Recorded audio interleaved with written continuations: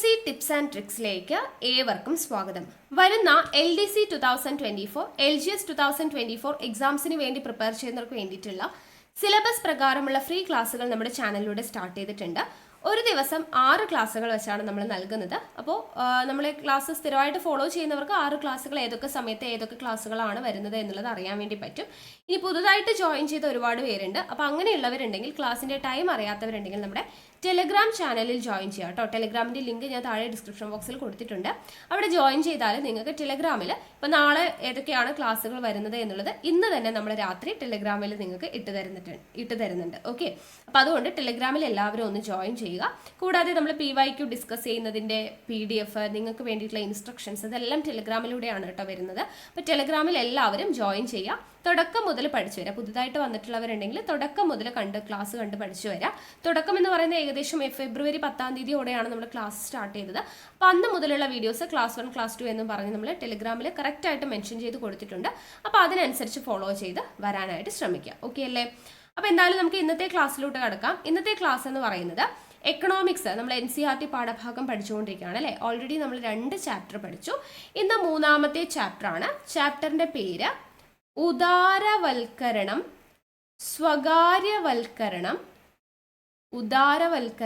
സ്വകാര്യവൽക്കരണം, ആഗോളവൽക്കരണം ഒരു വിലയിരുത്തൽ. ഉദാരവൽക്കരണം, സ്വകാര്യവൽക്കരണം, ആഗോളവൽക്കരണം ഒരു വിലയിരുത്തൽ എന്ന് പറയുന്ന NCERT ചാപ്റ്ററാണ് നമ്മൾ ഇന്നത്തെ ക്ലാസ്സിലൂടെ പഠിക്കാനായിട്ട് പോകുന്നത്. അപ്പോൾ നിങ്ങൾക്ക് അറിയാം, ഈ ഉദാരവൽക്കരണം, സ്വകാര്യവൽക്കരണം, ആഗോളവൽക്കരണം എന്ന് പറയുന്ന ഭാഗത്ത് നിന്നും ഇപ്പം നടക്കുന്ന എല്ലാ പരീക്ഷകൾക്കും സ്റ്റേറ്റ്മെൻറ്റ് ടൈപ്പ് ചോദ്യങ്ങൾ വരുന്നുണ്ട്. അപ്പോൾ അത്രത്തോളം ഇമ്പോർട്ടൻസ് കൊടുത്ത് വേണം നിങ്ങൾ ക്ലാസ് കേട്ട് പഠിക്കാൻ വേണ്ടിയിട്ട്. അപ്പോൾ നമ്മൾ ലൈൻ ബൈ ലൈൻ വായിച്ച് ക്ലാസ് എടുക്കുന്നത് എന്തുകൊണ്ടാണെന്ന് വെച്ച് കഴിഞ്ഞാൽ സ്റ്റേറ്റ്മെൻറ്റ് ടൈപ്പ് ക്വസ്റ്റ്യൻസ് ഒക്കെ വരാറുണ്ട്. അപ്പോൾ അത് നിങ്ങൾക്ക് കൃത്യമായിട്ട് ആൻസർ ചെയ്യാൻ പറ്റണമെന്നുണ്ടെങ്കിൽ നമ്മൾ കണ്ടന്റ് മനസ്സിലാക്കി വളരെ വ്യക്തമായിട്ട് ഓരോ വരിയിലൂടെയും വായിച്ചുള്ള അത്യാവശ്യം നല്ല രീതിയിൽ ആഴത്തിലുള്ള പഠനമാണ് നമുക്ക് വേണ്ടത്. അപ്പോൾ ആ ഒരു രീതിയിലാണ് നമ്മൾ ക്ലാസ്സുകൾ അറേഞ്ച് ചെയ്തിട്ടുള്ളത്. ഓക്കെ, അപ്പോൾ കൃത്യമായിട്ട് ക്ലാസ് കേൾക്കുക, നോട്ട്സ് തയ്യാറാക്കിയിട്ട് പഠിക്കുക. അപ്പോൾ ക്ലാസ് കേട്ടിട്ട് നിങ്ങൾക്ക് എങ്ങനെയാണ്, ഇഷ്ടമായോ എന്ന് അറിയിക്കാൻ വേണ്ടിയിട്ട്, ഇഷ്ടമായിട്ടുണ്ടെങ്കിൽ ഒന്ന് ലൈക്ക് ചെയ്യുക. എന്തെങ്കിലും സജഷൻസ് പറയാനുണ്ടെങ്കിൽ താഴെ കമൻറ്റായിട്ട് അറിയിക്കാം. മാക്സിമം ഫ്രണ്ട്സിനൊന്ന് വീഡിയോസ് ഷെയർ ചെയ്ത് കൊടുക്കുക. ഓക്കെ, അപ്പോൾ നമുക്ക് എന്തായാലും ഇന്നത്തെ ക്ലാസ് സ്റ്റാർട്ട് ചെയ്യാം. അപ്പോൾ ഈ 3-ാമത്തെ ചാപ്റ്റർ എന്ന് പറയുന്നത്, നമ്മൾ കഴിഞ്ഞ 2 ചാപ്റ്ററിൽ എന്തൊക്കെയാണ് പഠിച്ചത്? ആദ്യത്തെ ചാപ്റ്ററിൽ നമുക്ക് സ്വാതന്ത്ര്യം ലഭിക്കുന്നതിന്, ഇന്ത്യക്ക് സ്വാതന്ത്ര്യം ലഭിക്കുന്നതിന് മുന്നുള്ള ഇന്ത്യൻ സമ്പദ്ഘടന എന്താണ് എന്നുള്ളത് പഠിച്ചു. 2-ാമത്തെ ചാപ്റ്ററിൽ സ്വാതന്ത്ര്യ ലബ്ധിക്ക് ശേഷം 1950 മുതൽ 1990 വരെയുള്ള ഇന്ത്യയുടെ സമ്പദ്ഘടന എങ്ങനെയാണെന്നുള്ളത് വളരെ വ്യക്തമായിട്ട് പഠിച്ചു. അവിടെ നമ്മൾ ലാസ്റ്റ് എന്താണ് പറഞ്ഞു നിർത്തിയത് ഓർമ്മയുണ്ടോ? അതായത് 1991 പുത്തൻ സാമ്പത്തിക നയത്തിന് ആരംഭം കുറിച്ചു എന്ന് പറഞ്ഞുകൊണ്ടാണ് നമ്മൾ ആ ചാപ്റ്റർ അവിടെ നിർത്തിയത് അല്ലേ. അപ്പോൾ അതാണ് നമ്മൾ ഈ ഒരു ചാപ്റ്ററിലൂടെ പഠിക്കുന്നത്. 3rd ചാപ്റ്ററിൽ നമ്മൾ പഠിക്കുന്നത് പുത്തൻ സാമ്പത്തിക നയം വരാനുണ്ടായ പശ്ചാത്തലം എന്താണ്, എങ്ങനെയാണ് പുത്തൻ സാമ്പത്തിക നയം നടപ്പിലാക്കിയത്, എന്തൊക്കെ കാര്യങ്ങളാണ് എന്നുള്ളതാണ് നമ്മളിവിടെ ഡീറ്റെയിൽഡ് ആയിട്ട് പഠിക്കാൻ പോകുന്നത്. ഓക്കെ, അപ്പോൾ എന്തായാലും നമുക്ക് നോക്കാം. ചാപ്റ്ററിൻ്റെ പേരെന്ന് പറയുന്നത് ഉദാരവൽക്കരണം, സ്വകാര്യവൽക്കരണം, ആഗോളവൽക്കരണം ഒരു വിലയിരുത്തൽ എന്നുള്ളതാണ് ചാപ്റ്ററിൻ്റെ പേര്. നമ്മൾ പറഞ്ഞതുപോലെ തന്നെ പുത്തൻ സാമ്പത്തിക നയത്തിൻ്റെ പശ്ചാത്തലം എന്താണ്, സാമ്പത്തിക നയം നടപ്പാക്കിയ രീതികൾ എന്തൊക്കെയാണ്, ഇന്ത്യയിൽ ആഗോളവൽക്കരണ പ്രക്രിയകളും അതിൻ്റെ വിവക്ഷകളും തിരിച്ചറിയുന്നു, വിവിധ മേഖലകളിലെ പരിഷ്കരണ പ്രക്രിയകളുടെ ആഘാതത്തെക്കുറിച്ച്. അപ്പോൾ ഇങ്ങനെയുള്ള കാര്യങ്ങളൊക്കെയാണ് നമ്മൾ ഈ ഒരു ചാപ്റ്ററിലൂടെ നോക്കുന്നത്. ഓക്കെ, അപ്പോൾ ആദ്യം തന്നെ നമുക്ക് തന്നിട്ടുള്ളത് എന്താണ്? KR നാരായണൻ പറഞ്ഞ കുറച്ച് വേർഡ്സ് ആണ്. നോക്കുക. സാമ്പത്തിക വികസനം കൊണ്ട് എല്ലാം ആകില്ല എന്നതിലും GDP സാമൂഹ്യ പുരോഗതിയുടെ അളവുകോലല്ല എന്നതിലും ലോകത്ത് ഇപ്പോൾ ഏക അഭിപ്രായമാണ് ഉള്ളത്. ആരുടെ വാക്കുകളാണിത്? KR നാരായണൻ്റെ വാക്കുകളാണ്. ഓക്കെ, അതൊന്ന് ജസ്റ്റ് നോട്ട് ചെയ്ത് വെച്ചേക്കാം കേട്ടോ. ഇനി ആമുഖമായിട്ട് കൊടുത്തിട്ടുണ്ട് കുറച്ച് കാര്യങ്ങൾ, നമുക്കതൊന്ന് വായിച്ചു നോക്കാം. മുതലാളിത്തത്തിൻ്റെയും സോഷ്യലിസത്തിൻ്റെയും നല്ല വശങ്ങൾ ഇടകലർന്ന ഒരു മിശ്ര സമ്പദ്ഘടനയായിരുന്നു സ്വാതന്ത്ര്യാനന്തര ഇന്ത്യ പിന്തുടർന്നത് എന്ന് മുൻ അധ്യായത്തിൽ നിങ്ങൾ പഠിച്ചിട്ടുണ്ടല്ലോ അല്ലേ, നമ്മൾ പഠിപ്പിച്ചതാണ് അല്ലേ. മിശ്ര സമ്പദ്ഘടനയാണ് നമ്മുടെ ഇന്ത്യ സെലക്ട് ചെയ്തത് എന്നുള്ളത് നമ്മൾ പഠിച്ചു. കാലാകാലങ്ങളായി പല നയങ്ങളിലൂടെയും നിയമങ്ങളിലൂടെയും നമ്മുടെ സമ്പദ് വ്യവസ്ഥയെ നിയന്ത്രിച്ചുകൊണ്ടുള്ള ഒരു വികസന കാഴ്ചപ്പാടാണ് സാമ്പത്തിക വിദഗ്ധർ മിശ്ര സമ്പദ് വ്യവസ്ഥയിലൂടെ ഉദ്ദേശിച്ചത്. പക്ഷേ ഈ നയങ്ങൾ നമ്മുടെ രാജ്യത്തിൻ്റെ വളർച്ചയെയും വികസനത്തെയും തടസ്സപ്പെടുത്തുകയാണ് ഉണ്ടായതെന്ന് ഒരു വിഭാഗം പണ്ഡിതർക്ക് അഭിപ്രായമുണ്ടായിരുന്നു. അല്ലെ, പല നയങ്ങളും കൊണ്ടുവരുമ്പോൾ പലർക്കും പല അഭിപ്രായമാണ്. അപ്പം ചിലരെന്ത് പറഞ്ഞു, ഇവിടെ കൊണ്ടുവന്നിട്ടുള്ള നയങ്ങളെല്ലാം തന്നെ നമ്മുടെ രാജ്യത്തിൻ്റെ വളർച്ചയെയും വികസനത്തെയും തടസ്സപ്പെടുത്തുന്ന ഒന്നാണ് എന്ന് പറഞ്ഞവരുണ്ട്. എന്നാൽ സാമ്പത്തിക മുരടിപ്പിൽ നിന്നാണ് രാജ്യത്തിൻ്റെ വികസന പാതയ്ക്ക് തുടക്കം കുറിച്ചത്. അതിൻ്റെ ഭാഗമായി ദേശീയ സമ്പാദ്യത്തിൽ വളർച്ച നേടാൻ കഴിഞ്ഞു. വൈവിധ്യമാർന്ന സാധനങ്ങൾ ഉൽപ്പാദിപ്പിക്കുന്ന വ്യവസായ മേഖല വികസിച്ചു വന്നു.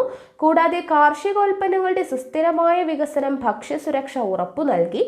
ഇങ്ങനെ പോസിറ്റീവായിട്ട് പറയുന്ന ചില സാമ്പത്തിക ശാസ്ത്രജ്ഞന്മാരും ഉണ്ടായിരുന്നു. ഓക്കെ, ഏതൊരു കാര്യത്തിനും രണ്ട് സൈഡും ഉണ്ടാവും. അപ്പം ചിലർ പറഞ്ഞത് എന്താണ്, ചിലർ പറഞ്ഞത് പുതിയ മിശ്ര സമ്പദ് വ്യവസ്ഥ സ്വീകരിച്ചു കൊണ്ടുവന്ന നയങ്ങളൊക്കെ വളർച്ചയെയും വികസനത്തെയും ഒക്കെ തടസ്സപ്പെടുത്തുന്നതായിരുന്നു, രാജ്യത്തിൻ്റെ വളർച്ചയെ തടസ്സപ്പെടുത്തുന്നതായിരുന്നു എന്ന് അഭിപ്രായപ്പെട്ടവരുണ്ട്. ചിലരെന്തു പറഞ്ഞു, അതായത് ബ്രിട്ടീഷുകാർ ഇവിടുന്ന് പോയതിനു ശേഷം സാമ്പത്തിക ഒക്കെ തകർന്ന് തരിപ്പണമായി കിടക്കുമായിരുന്നു. അപ്പോൾ സാമ്പത്തിക മുരടിപ്പിൽ നിന്നാണ് രാജ്യത്തിൻ്റെ വികസന പാതയ്ക്ക് തുടക്കം കുറിച്ചത്. അപ്പോൾ അതിൻ്റെ ഭാഗമായിട്ട് കുറച്ച് ദേശീയ സമ്പാദ്യം വളർത്താനൊക്കെ കഴിഞ്ഞിട്ടുണ്ട്. വ്യവസായ മേഖല വികസിച്ചു, കാർഷികോൽപ്പന്നങ്ങളുടെ സുസ്ഥിരമായിട്ടുള്ള വികസനം, ഭക്ഷ്യസുരക്ഷ ഉറപ്പു നൽകി, അങ്ങനെ പോസിറ്റീവായിട്ടുള്ള കുറേ കാര്യങ്ങളൊക്കെ ഇവിടെ നടന്നിട്ടുണ്ട് എന്ന് പറഞ്ഞ ശാസ്ത്രജ്ഞന്മാരും ഉണ്ട്. ഓക്കെ, 1991 വിദേശ കടവുമായി ബന്ധപ്പെട്ട വലിയ സാമ്പത്തിക പ്രതിസന്ധിയെ ഇന്ത്യ അഭിമുഖീകരിച്ചു. 1991 വിദേശ കടവുമായി ബന്ധപ്പെട്ട വലിയ സാമ്പത്തിക പ്രതിസന്ധി ആര് നേരിട്ടു? ഇന്ത്യ അഭിമുഖീകരിച്ചു. വിദേശ കടത്തിന്റെ തിരിച്ചടവ് പോലും നടത്താൻ ഗവൺമെന്റിന് കഴിയാത്ത അവസ്ഥയായിരുന്നു. ഓക്കെ, വിദേശ കടങ്ങൾ തിരിച്ചടയ്ക്കാൻ കഴിയാത്തൊരവസ്ഥയായിരുന്നു ഇന്ത്യക്ക് ഉണ്ടായിരുന്നത്. 1991 കാര്യമാണ് പറയുന്നത്. എണ്ണയും മറ്റ് പ്രധാന ഇന്ധനങ്ങളും ഇറക്കുമതി ചെയ്യുന്നതിനുള്ള വിദേശ നാണ്യ ശേഖരം വളരെ പരിമിതമായിരുന്നു. ഓക്കെ, ഫോറിൻ എക്സ്ചേഞ്ച് റിസർവ്സ് എന്ന് പറയുന്നത് വളരെ പരിമിതമായിരുന്നു. അതായത് രാജ്യത്തിൻ്റെ കൈവശമുള്ള വിദേശ നാണ്യ ശേഖരം ഏതാണ്ട് 2 ആഴ്ചയ്ക്ക് പോലും ആവശ്യമായ ഇറക്കുമതിക്ക് തികയുമായിരുന്നില്ല. ഓക്കെ, നമ്മുടെ കയ്യിലുണ്ടായിരുന്ന ഫോറിൻ എക്സ്ചേഞ്ച് റിസർവ്സ് എന്ന് പറയുന്നത് നമ്മുടെ 2 ആഴ്ചത്തെ ഇറക്കുമതിക്ക് പോലും തികയുമായിരുന്നില്ല എന്നാണ് പറയുന്നത്. നിത്യോപയോഗ സാധനങ്ങളുടെ വില വൻതോതിൽ കുതിച്ചുയർന്നതും പ്രതിസന്ധിക്ക് ആക്കം കൂട്ടി. ഇതിൻ്റെ എല്ലാം അടിസ്ഥാനത്തിൽ ഇന്ത്യ ഗവൺമെൻറ് പുതിയ നയങ്ങൾ ആവിഷ്കരിക്കുകയും അത് നമ്മുടെ വികസന തന്ത്രത്തിൻ്റെ ദിശ മാറ്റുകയും ചെയ്തു. സാമ്പത്തിക പ്രതിസന്ധിയുടെ പശ്ചാത്തലം, ഗവൺമെൻറ് സ്വീകരിച്ച നടപടികൾ, വിവിധ മേഖലകളിൽ ഇതിൻ്റെ ആഘാതം എന്നിവയെക്കുറിച്ചാണ് ഈ അധ്യായത്തിൽ പ്രതിപാദിക്കുന്നത്. അപ്പോൾ ഇൻട്രൊഡക്ഷൻ ക്ലിയർ ആയി എന്ന് വിചാരിക്കുന്നു. അതായത് നമ്മുടെ ഇന്ത്യ എന്ന് പറയുന്നത് 1991 ആ ഒരു കാലഘട്ടത്തിൽ എന്തൊക്കെയാണ് അവിടെ ഫേസ് ചെയ്തത് എന്നുള്ളതാണ് പറയുന്നത്. ഓക്കെ, വിദേശ നാണ്യ ശേഖരം കുറഞ്ഞു, അതായത് ഫോറിൻ എക്സ്ചേഞ്ച് റിസർവ്സ് എന്ന് പറഞ്ഞല്ലോ. അപ്പോൾ അത് കുറഞ്ഞു. അതുപോലെ തന്നെ സാധനങ്ങളുടെ വിലയെല്ലാം വൻതോതിൽ കുതിച്ചുയർന്നു. അപ്പോൾ അങ്ങനെയുള്ള ഘട്ടം വരുന്ന സമയത്ത് ഗവൺമെൻറ് എന്ത് ചെയ്യാണ്? പുതിയ നയങ്ങളെല്ലാം ആവിഷ്കരിക്കുകയാണ്. അപ്പോൾ അങ്ങനെ അതിൻ്റെ ഭാഗമായിട്ടാണ് ഈ പുത്തൻ സാമ്പത്തിക നയം വരുന്നത്. അപ്പോൾ അതിൻ്റെ ഈ സാമ്പത്തിക പ്രതിസന്ധിയുടെ പശ്ചാത്തലം നമുക്ക് ആദ്യം നോക്കാം. ഓക്കെ, എന്താണ് സാമ്പത്തിക പ്രതിസന്ധി ഉണ്ടാവാനായിട്ടുള്ള കാരണം എന്ന് പറയുന്നത്? അപ്പോൾ ഈ പശ്ചാത്തലം എന്ന് പറഞ്ഞ് ഇവിടെ കുറേ കാര്യങ്ങൾ കൊടുത്തിട്ടുണ്ട്. അത് വായിക്കുന്നതിന് മുന്നേ നമ്മൾ കഴിഞ്ഞ ക്ലാസ്സിലൊക്കെ ചെയ്ത പോലെ ജസ്റ്റ് അതിൻ്റെ പോയിന്റ്സ് നിങ്ങൾക്ക് മനസ്സിലാവുന്ന രീതിയിൽ പറഞ്ഞു തരാം. അതിനുശേഷം നമുക്കിതൊന്ന് വായിക്കാം. ഓക്കെ, അപ്പോൾ നിങ്ങൾക്ക് ക്ലിയർ ആയിക്കോളും. അപ്പോൾ പശ്ചാത്തലം എന്ന് പറയാനായിട്ട് സാമ്പത്തിക പ്രതിസന്ധി ഉണ്ടാവാനുള്ള കാരണം എന്താണെന്ന് പറയുവാണെങ്കിൽ എടുത്തു പറയേണ്ട കുറച്ച് പോയിന്റ്സ് എന്ന് പറയുന്നത്, ഒന്ന്, ആ കാലഘട്ടത്തിൽ ഉണ്ടായിരുന്ന ഗൾഫ് വാർ, ഓക്കെ, ഗൾഫ് യുദ്ധങ്ങൾ എന്ന് പറയുന്നത് ഒരു കാരണമായിരുന്നു. അതുപോലെ തന്നെ നമ്മുടെ രാഷ്ട്രത്തിൽ ഉണ്ടായിരുന്ന പൊളിറ്റിക്കൽ ഇൻസ്റ്റബിലിറ്റി, ഓക്കെ, നമ്മുടെ ഇന്ത്യയിൽ ഉണ്ടായിരുന്ന പൊളിറ്റിക്കൽ ഇൻസ്റ്റബിലിറ്റി, കറക്റ്റായിട്ടുള്ള ഒരു രാഷ്ട്രീയ ഇത് ഉണ്ടായിരുന്നില്ല. പൊളിറ്റിക്കൽ ഇൻസ്റ്റബിലിറ്റി എന്ന് പറയുന്നത് ഒരു കാരണമായിരുന്നു. അതുപോലെ തന്നെ inefficient management of the economy, നമ്മുടെ സമ്പദ് വ്യവസ്ഥ എന്ന് പറയുന്നതിൻ്റെ മാനേജ്മെൻറ്റ് എന്ന് പറയുന്നത് ഇൻഎഫിഷ്യൻ്റ് ആയിരുന്നു, നല്ല രീതിയിൽ മാനേജ് ചെയ്ത് കൊണ്ടുപോയിട്ടുണ്ടായിരുന്നില്ല. ഓക്കെ, അതൊരു കാരണമാണ്. പിന്നെ പെട്രോളിയം പ്രൈസസ് കൂടി, ഓക്കെ, ഉയർന്നു വന്നു, പെട്രോളിയത്തിൻ്റെ വില കൂടി വന്നു, അതൊരു കാരണമാണ്.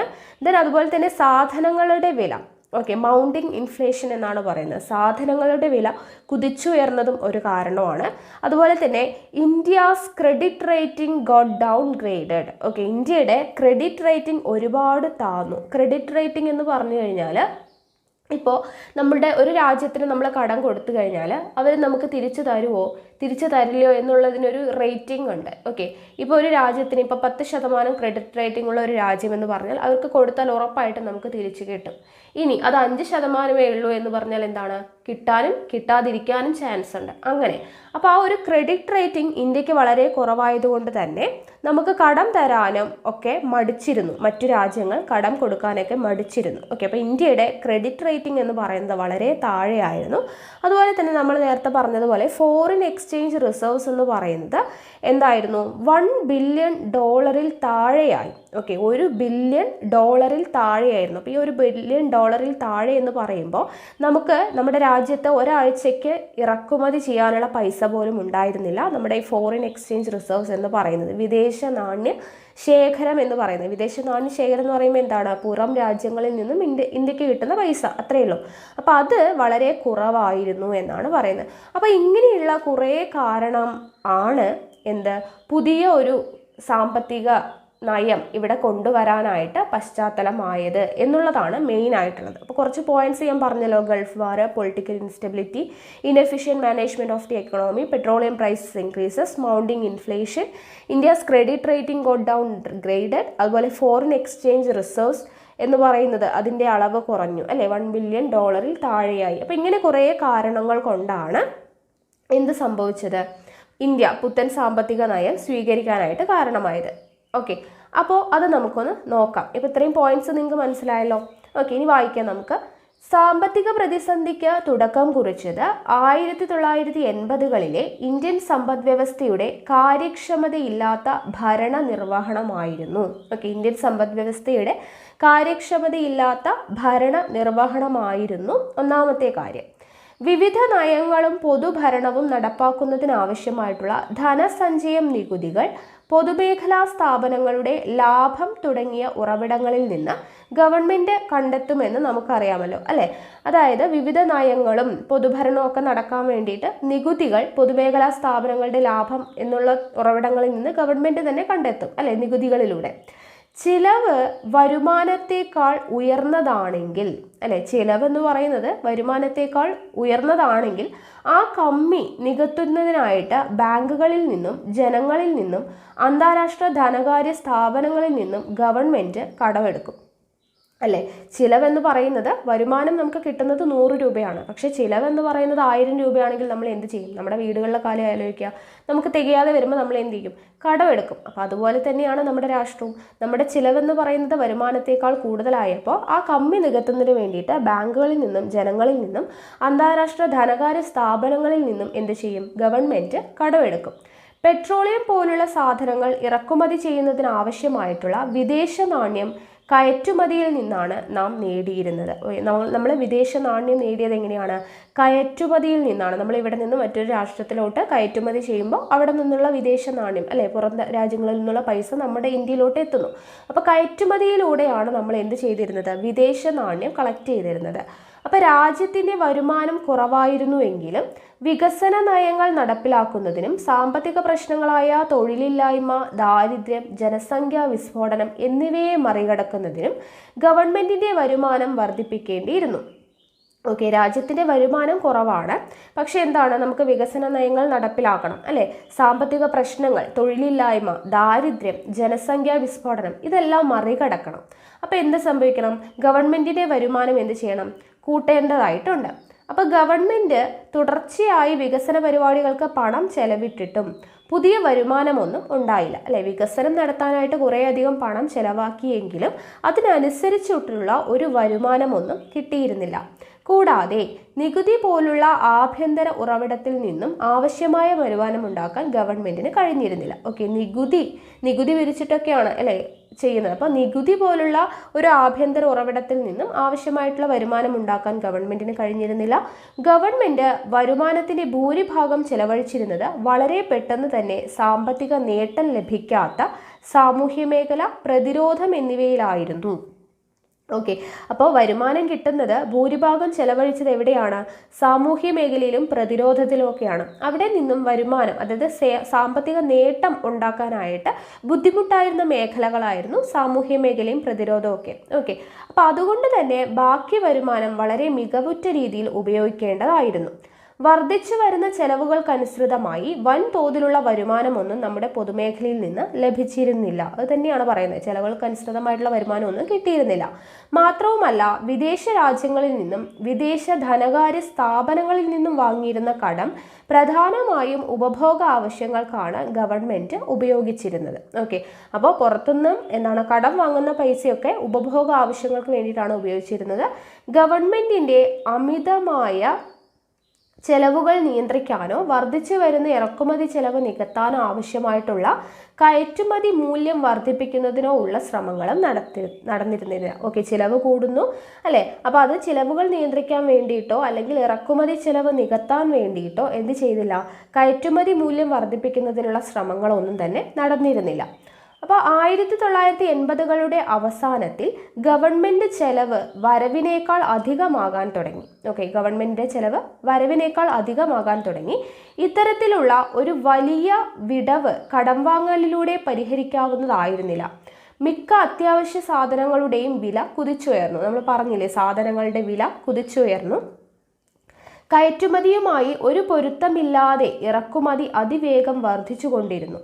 നേരത്തെ സൂചിപ്പിച്ചതുപോലെ 2 ആഴ്ചയിൽ കൂടുതൽ ഇറക്കുമതിക്ക് ആവശ്യമായിട്ടുള്ള വിദേശ നാണ്യ ശേഖരം പോലും കൈവശമുണ്ടായിരുന്നില്ല. നമ്മൾ പറഞ്ഞ പോയിന്റ്സ് ഒക്കെ വരുന്നത് കണ്ടോ? സാധനങ്ങളുടെ വില കുതിച്ചുയർന്നു, ചിലവെന്ന് പറയുന്നത് വരുമാനത്തെക്കാളും കൂടുതലായി. അതുപോലെ തന്നെ വിദേശ നാണ്യ ശേഖരം 2 ആഴ്ചയിൽ കൂടുതൽ ഇറക്കുമതിക്ക് ആവശ്യമായിട്ടുള്ള വിദേശ നാണ്യ ശേഖരം പോലും കൈവശം ഉണ്ടായിരുന്നില്ല. $1 ബില്യൺ താഴെയായിരുന്നു. വിദേശ കടങ്ങൾക്കുള്ള പലിശ നൽകാൻ പോലും ആവശ്യമായിട്ടുള്ള വിദേശ നാണ്യം ലഭ്യമായിരുന്നില്ല. അതുപോലെ തന്നെ വിദേശ ധനകാര്യ സ്ഥാപനങ്ങളും രാജ്യങ്ങളും ഇന്ത്യക്ക് കടം നൽകാനും തയ്യാറായിരുന്നില്ല. കടം നൽകാൻ തയ്യാറാകാതിരുന്നത് എന്തുകൊണ്ടാണ്?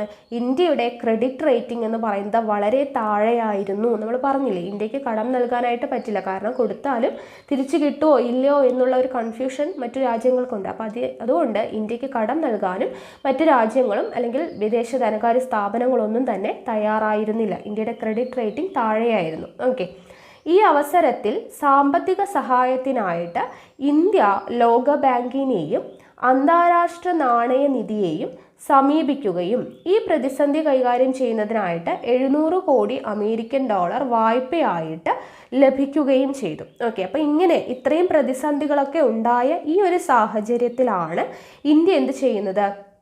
IMFൽ നിന്നും IBRDയിൽ നിന്നും ഇന്ത്യ ലോക ബാങ്കിനെയും അതുപോലെ തന്നെ IMF അന്താരാഷ്ട്ര നാണയ നിധിയെയും ഇന്റർനാഷണൽ മോണിറ്ററി ഫണ്ടിനെയും സമീപിക്കുന്നത്. അപ്പോൾ IMFൽ നിന്നും ലോക ബാങ്കിൽ നിന്നും ഇന്ത്യ കടമെടുക്കുകയാണ്. എത്രയാണ്? $700 കോടി വായ്പയായിട്ട് എടുക്കുന്നത്. എത്രയാണ്? $700 കോടി വായ്പയായിട്ട് എടുക്കുകയാണ്. അപ്പോൾ നമ്മളിപ്പോൾ എന്തൊക്കെയാണ് പറഞ്ഞു കഴിഞ്ഞാലും ഇത്രയും പൈസ കടം തരണമെങ്കിൽ എന്തുണ്ടാകും? ചില വ്യവസ്ഥകൾ ഉണ്ടായിരിക്കും അല്ലേ? $700 കോടി എന്നൊക്കെ പറയുമ്പോൾ ഒരു വലിയ തുകയാണ്. അപ്പോൾ അത്രയും തുക പൈസ തരണമെങ്കിൽ, കടം തരണമെങ്കിൽ എന്തുണ്ട്? ചില കണ്ടീഷൻസ് അവർ വെച്ചിട്ടുണ്ടാവും. ഓക്കെ, അപ്പോൾ അതാണ് നമ്മൾ ഇനി പറയാൻ പോകുന്നത്. അപ്പോൾ അന്താരാഷ്ട്ര ധനകാര്യ സ്ഥാപനങ്ങളിൽ നിന്നും വായ്പ ലഭിക്കുന്നതിനായിട്ട് നമ്മുടെ സമ്പദ് വ്യവസ്ഥ ഉദാരവൽക്കരിക്കുകയും തുറന്നിടുകയും ചെയ്യേണ്ടിയിരുന്നു. ഓക്കെ, അപ്പോൾ അവർ പറഞ്ഞിട്ടുള്ള ചില കണ്ടീഷൻസ് ആണ്. അതായത് IMFും വേൾഡ് ബാങ്കിൻ്റെ അടുത്തു നിന്നൊക്കെ നമ്മൾ കടം എടുത്തപ്പോൾ $700 കോടി വായ്പയായിട്ട് വാങ്ങിക്കുമ്പോൾ അവർ ചില കണ്ടീഷൻസ് പറഞ്ഞു. ആ കണ്ടീഷൻസിൽ ഒന്നാണ് എന്ത്? നമ്മുടെ സമ്പദ് വ്യവസ്ഥ ഉദാരവൽക്കരിക്കുകയും തുറന്നിടുകയും ചെയ്യേണ്ടിയിരുന്നു. തുറന്നിടുക മീൻസ് എല്ലാവർക്കും, എല്ലാ രാജ്യങ്ങൾക്കും എല്ലാവർക്കും ട്രേഡൊക്കെ ചെയ്യാൻ പറ്റുന്ന, ലിബറേറ്റ് ചെയ്യുക, കുറച്ചും കൂടെ സമ്പദ് വ്യവസ്ഥയെ എല്ലാവർക്കും വന്ന് ട്രേഡൊക്കെ ചെയ്യാൻ പറ്റുന്ന രീതിയിൽ കുറച്ചും കൂടെ ഓപ്പൺ ആക്കുക. സ്വകാര്യ മേഖലയ്ക്കുള്ള നിയന്ത്രണങ്ങൾ മാറ്റുക. പ്രൈവറ്റ് സെക്ടറിന് മേലെയുള്ള കൺട്രോളൊക്കെ എടുത്തു കളയുക. അതുപോലെ വിവിധ മേഖലകളിലെ ഗവൺമെൻറ്റിൻ്റെ നിയന്ത്രണങ്ങൾ കുറയ്ക്കുക. നമ്മൾ കഴിഞ്ഞ ക്ലാസ്സിൽ പഠിച്ചായിരുന്നു, ഗവൺമെൻറ്റിൻ്റെ കൺട്രോൾ ഉണ്ടായിരുന്നു അല്ലേ. ഏത് പ്രൈവറ്റ് സെക്ടർ എടുത്താലും പബ്ലിക് സെക്ടർ എടുത്താലും എല്ലാത്തിൻ്റെ മേലും ഗവൺമെൻറ്റിൻ്റെ ഒരു നിയന്ത്രണം ഉണ്ടായിരുന്നു എന്ന് നമ്മൾ പറഞ്ഞിട്ടുണ്ടായിരുന്നു. അപ്പോൾ ആ ഗവൺമെൻറ്റിൻ്റെ നിയന്ത്രണങ്ങളൊക്കെ കുറയ്ക്കുക. ഇന്ത്യയും വിദേശ രാജ്യങ്ങളും തമ്മിലുള്ള വ്യാപാര നിയന്ത്രണങ്ങൾ നീക്കം ചെയ്യുക. അപ്പോൾ ഏത് വിദേശ രാജ്യങ്ങൾക്കും വന്ന് ഇവിടെ വ്യാപാരം ചെയ്യാം എന്നുള്ള രീതിയിൽ വിദേശ രാജ്യങ്ങളും തമ്മിലുള്ള വ്യാപാര നിയന്ത്രണങ്ങൾ നീക്കം ചെയ്യുക. ഇങ്ങനെയുള്ള കുറേ അധികം കണ്ടീഷൻസ് ആണ് ഈ ധനകാര്യ സ്ഥാപനങ്ങൾ IMFും വേൾഡ് ബാങ്കും ഒക്കെ നമ്മളോട് ആവശ്യപ്പെട്ടിരുന്നത്. ഓക്കെ, അപ്പോൾ ഇങ്ങനെയുള്ള നിബന്ധനകളെല്ലാം ഈ ലോക ബാങ്കിൻ്റെയും IMFിൻ്റെയും നിബന്ധനകൾ ഇന്ത്യ എന്ത് ചെയ്തു? അംഗീകരിക്കുകയും അതിൻ്റെ അടിസ്ഥാനത്തിൽ പുതിയ സാമ്പത്തിക നയം പ്രഖ്യാപിക്കുകയും ചെയ്തു. ഓക്കെ, അപ്പോൾ ഇതെല്ലാം അംഗീകരിച്ചുകൊണ്ടാണ് പുതിയ സാമ്പത്തിക നയം, ന്യൂ എക്കണോമിക് പോളിസി NEP പ്രഖ്യാപിക്കുന്നത്. ഓക്കെ, വലിയ തലത്തിലുള്ള സാമ്പത്തിക പരിഷ്കാരങ്ങളാണ് പുത്തൻ സാമ്പത്തിക നയത്തിൽ ഉൾക്കൊള്ളിച്ചിരിക്കുന്നത്. അതായത് സമ്പദ് വ്യവസ്ഥയെ കൂടുതൽ മത്സരാധിഷ്ഠിതമാക്കുവാനും തടസ്സങ്ങൾ നീക്കി കൂടുതൽ വ്യാവസായിക വളർച്ച സൃഷ്ടിക്കാനുമാണ് പുതിയ സാമ്പത്തിക നയങ്ങൾ ലക്ഷ്യമിട്ടത്. അപ്പോൾ NEPയുടെ ലക്ഷ്യം എന്താണ്? വലിയ തലത്തിലുള്ള സാമ്പത്തിക പരിഷ്കാരങ്ങളാണ്. അതായത് സമ്പദ് വ്യവസ്ഥയെ എന്ത് ചെയ്യുക? കൂടുതൽ മത്സരാധിഷ്ഠിതമാക്കുവാനും തടസ്സങ്ങൾ നീക്കി കൂടുതൽ വ്യാവസായിക വളർച്ച സൃഷ്ടിക്കാനുമാണ് പുതിയ സാമ്പത്തിക നയങ്ങൾ എന്ത് ചെയ്യുന്നത്? ലക്ഷ്യമിട്ടത്.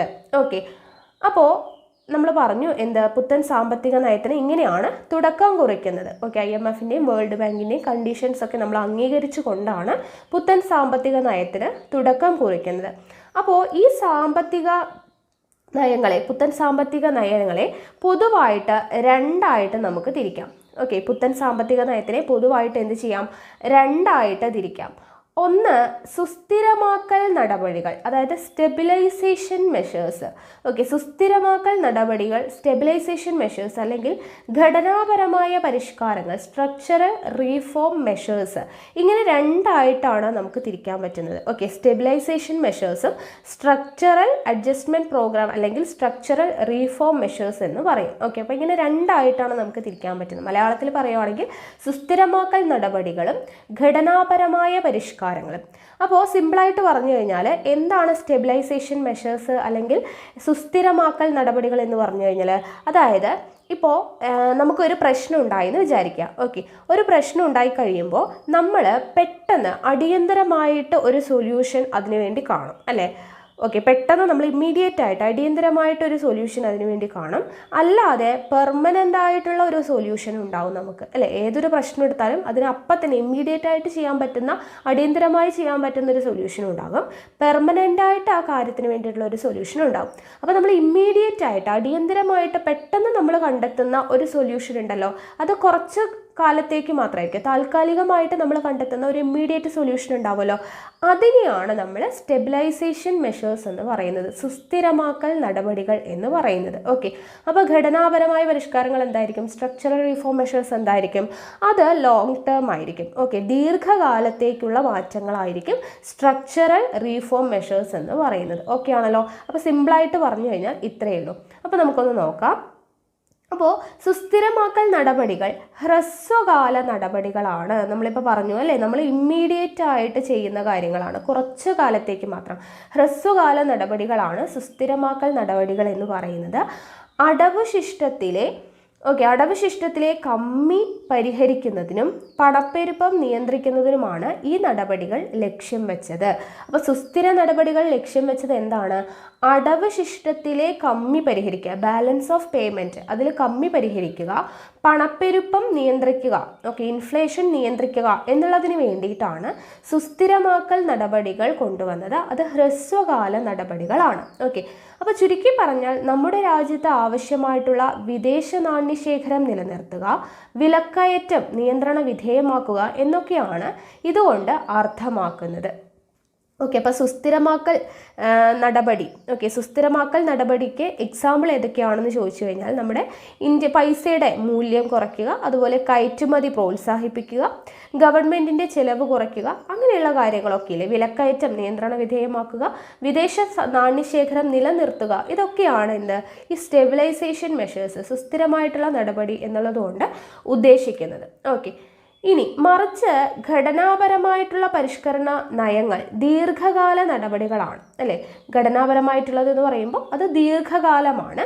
സമ്പദ് വ്യവസ്ഥയുടെ കാര്യക്ഷമത മെച്ചപ്പെടുത്തുക, വിവിധ മേഖലകളിലെ തടസ്സങ്ങൾ ഒഴിവാക്കി സമ്പദ് വ്യവസ്ഥയുടെ അന്താരാഷ്ട്ര മത്സരക്ഷമത വർദ്ധിപ്പിക്കുക എന്നിവയൊക്കെയാണ് ഇതുകൊണ്ട് ലക്ഷ്യമിടുന്നത്. അപ്പോൾ സുസ്ഥിരമായിട്ടുള്ള നടപടികൾ എന്ന് പറയുമ്പോൾ എന്താണ്, ഹ്രസ്വകാലമാണ്. അതിൽ വരുന്നത് നമ്മൾ പറഞ്ഞു, കയറ്റുമതി പ്രോത്സാഹിപ്പിക്കുക, ഗവൺമെന്റിന്റെ ചിലവുകൾ കുറയ്ക്കുക, വിദേശ നാണ്യ ശേഖരം അല്ലെ വർദ്ധിപ്പിക്കുക, അങ്ങനെയുള്ള കാര്യങ്ങളൊക്കെയാണ്. ഇനി എന്താണ് ദീർഘകാലത്തേക്കുള്ളത്, സ്ട്രക്ചറൽ റിഫോം എന്ന് പറയുന്നത്, മെഷേഴ്സ് എന്ന് പറയുന്നത് എന്താണ്, ലോങ് ടേം ആണ്, ദീർഘകാലത്തേക്കുള്ള മാറ്റങ്ങളാണ്. അതായത് അതിൽ ഇൻഡസ്ട്രിയൽ പോളിസിയിലും ട്രേഡ് പോളിസിയിലും ഒക്കെ വരുന്ന മാറ്റങ്ങൾ. ഓക്കെ, സമ്പദ് വ്യവസ്ഥയുടെ കാര്യക്ഷമത മെച്ചപ്പെടുത്തുക, വിവിധ മേഖലകളിലെ തടസ്സങ്ങൾ ഒഴിവാക്കുക. ഓക്കെ, ഇൻഡസ്ട്രിയൽ സെക്ടറിലെയും അഗ്രികൾച്ചറൽ സെക്ടർ, ഓരോ സെക്ടറിലെയും എന്താണ് തടസ്സങ്ങൾ ഒഴിവാക്കി സമ്പദ് വ്യവസ്ഥയുടെ അന്താരാഷ്ട്ര മത്സരക്ഷമത വർദ്ധിപ്പിക്കുക. ഇതെല്ലാമാണ് എന്ത്, നമ്മുടെ ഈ ദീർഘകാല, അതായത് സ്ട്രക്ചറൽ റീഫോം മെഷേഴ്സിൻ്റെ ലക്ഷ്യമെന്ന് പറയുന്നത്. ഓക്കെ, അപ്പോൾ ഇങ്ങനെ രണ്ടായിട്ടാണ് ഈ ഒരു നയത്തെ പൊതുവായിട്ട് തിരിക്കുന്നത്. അപ്പോൾ ഇതിൻ്റെ ഭാഗമായിട്ട് ഗവൺമെൻറ് തുടങ്ങി വെച്ച വിവിധ നയങ്ങളെ മൂന്നായിട്ട് തിരിക്കാം. ഓക്കെ, അപ്പോൾ ഈ പുത്തൻ സാമ്പത്തിക നയങ്ങളെ മൂന്നായിട്ട് തിരിക്കാം. ഉദാരവൽക്കരണം, സ്വകാര്യവൽക്കരണം, ആഗോളവൽക്കരണം. ഇപ്പോഴാണ് നമ്മൾ ചാപ്റ്ററിലെ പേരിലോട്ട് പോകുന്നത് അല്ലേ. ഉദാരവൽക്കരണം, സ്വകാര്യവൽക്കരണം, ആഗോളവൽക്കരണം. ഉദാരവൽക്കരണം അല്ലെങ്കിൽ ലിബറലൈസേഷൻ, സ്വകാര്യവൽക്കരണം അല്ലെങ്കിൽ പ്രൈവറ്റൈസേഷൻ, ആഗോളവൽക്കരണം അല്ലെങ്കിൽ ഗ്ലോബലൈസേഷൻ. LPG പോളിസി എന്നാണ്, liberalisation, privatisation, globalisation. LPG policy എന്നാണ് ഇതിനെ പറയുന്നത്. ഓക്കെ, അപ്പോൾ ഇനി നമുക്ക് ഓരോന്നായിട്ട് ഉദാരവൽക്കരണം എന്താണ്, അങ്ങനെയുള്ള കാര്യങ്ങൾ ഓരോന്നായിട്ട് പഠിക്കാം. ഓക്കെ, അപ്പോൾ ആദ്യം തന്നെ ഉദാരവൽക്കരണം അല്ലെങ്കിൽ ലിബറലൈസേഷൻ എന്ന് പറഞ്ഞു കഴിഞ്ഞാൽ നമ്മൾ സിമ്പിളായിട്ട് പറയുകയാണെങ്കിൽ, അതായത് നമ്മൾ മുന്നത്തെ ചാപ്റ്ററിൽ പറഞ്ഞിട്ടുണ്ടായിരുന്നു എന്താ, ഇന്ത്യ ഗവൺമെൻറ് മറ്റ് രാജ്യങ്ങൾക്ക് ഇവിടെ വന്ന് ട്രേഡ് ചെയ്യണമെങ്കിൽ ഒരുപാട് നിബന്ധനകളൊക്കെ വെച്ചിട്ടുണ്ടായിരുന്നു അല്ലേ. താരിഫ് അടയ്ക്കണം, അങ്ങനെയുള്ള കാര്യങ്ങളൊക്കെ, ക്വാട്ട, അങ്ങനെയുള്ള കാര്യങ്ങളൊക്കെ നമ്മൾ പഠിച്ചിട്ടുണ്ടായിരുന്നു. ഒരുപാട് നിബന്ധനകൾ ഉണ്ടായിരുന്നു മറ്റ് രാജ്യങ്ങൾക്ക് ഇവിടെ വന്ന് ട്രേഡ് ചെയ്യണമെങ്കിൽ. ഓക്കെ, അപ്പോൾ ഇങ്ങനെ ഈ ഗവൺമെൻറ്റിൻ്റെ റെസ്ട്രിക്ഷൻസ് അല്ലെങ്കിൽ ഗവൺമെൻറ്റിൻ്റെ ഒരു കൺട്രോളൊക്കെ ഉണ്ടല്ലോ, അതിനെ എടുത്തു മാറ്റുക എന്നുള്ളതാണ് ഉദാരവൽക്കരണം കൊണ്ട് കുറച്ചും കൂടെ ലിബറൽ ആക്കുക. ഗവൺമെൻറ്റിൻ്റെ ഏതൊരു പ്രൈവറ്റ് സെക്ടർ എടുത്താലും പബ്ലിക് സെക്ടർ എടുത്താലും ഏതൊരു സെക്ടർ, ഏതൊരു മേഖല എടുത്തു കഴിഞ്ഞാലും അവിടെ എല്ലാം ആരുടെ ഒരു കൺട്രോൾ ഉണ്ടായിരുന്നു, ഗവൺമെൻറ്റിൻ്റെ ഒരു കൺട്രോൾ അവിടെ ഉണ്ടായിരുന്നു എന്ന് നമ്മൾ പഠിച്ചു കഴിഞ്ഞ ക്ലാസ്സിൽ.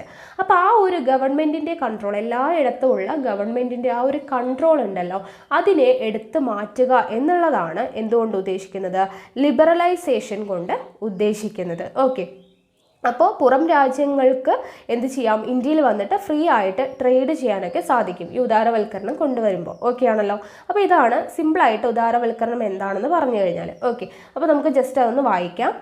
മുമ്പ് സൂചിപ്പിച്ചതുപോലെ സാമ്പത്തിക പ്രവർത്തനങ്ങളെ നിയന്ത്രിച്ചിരുന്ന നിയമങ്ങളും നയങ്ങളും യഥാർത്ഥത്തിൽ സമ്പദ് വ്യവസ്ഥയുടെ വളർച്ചയെയും വികസനത്തെയും തടസ്സപ്പെടുത്തുകയാണ് ചെയ്തത് അല്ലേ. സാമ്പത്തിക പ്രവർത്തനങ്ങൾ എവിടെ എടുത്തു കഴിഞ്ഞാലും ഗവൺമെൻറ്റിൻ്റെ എന്താണ് ഒരു കൺട്രോൾ ഉള്ളത് കൊണ്ട് തന്നെ അവിടെ സമ്പദ് വ്യവസ്ഥയുടെ വളർച്ചയെയും വികസനത്തെയും അത് തടസ്സപ്പെടുത്തുകയാണ് ചെയ്തത്.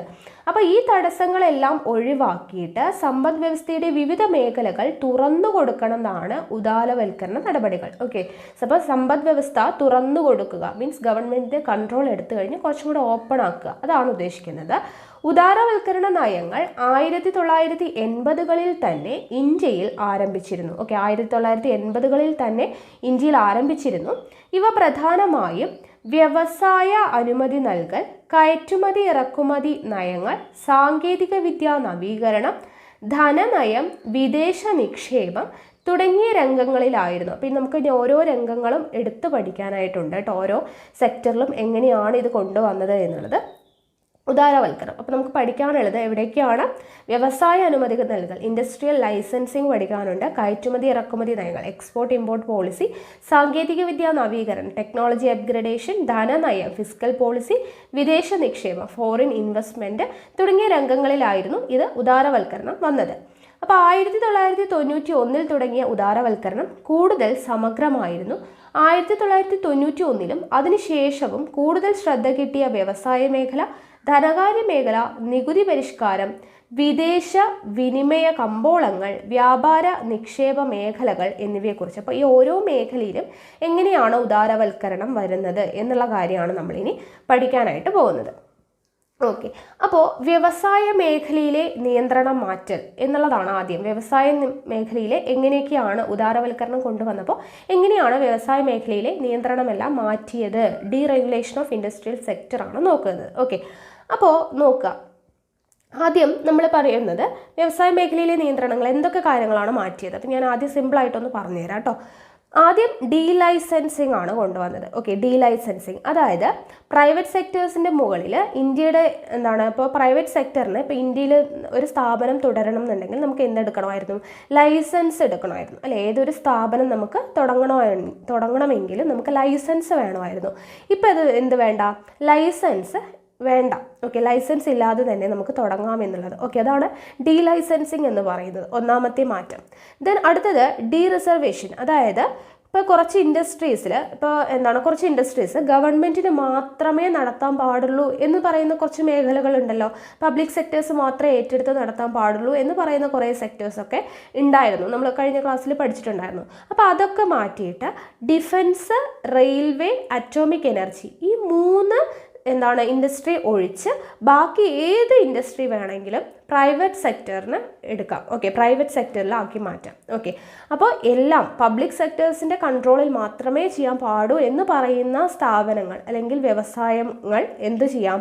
പ്രൈവറ്റ് സെക്ടേഴ്സിനും നടത്താം.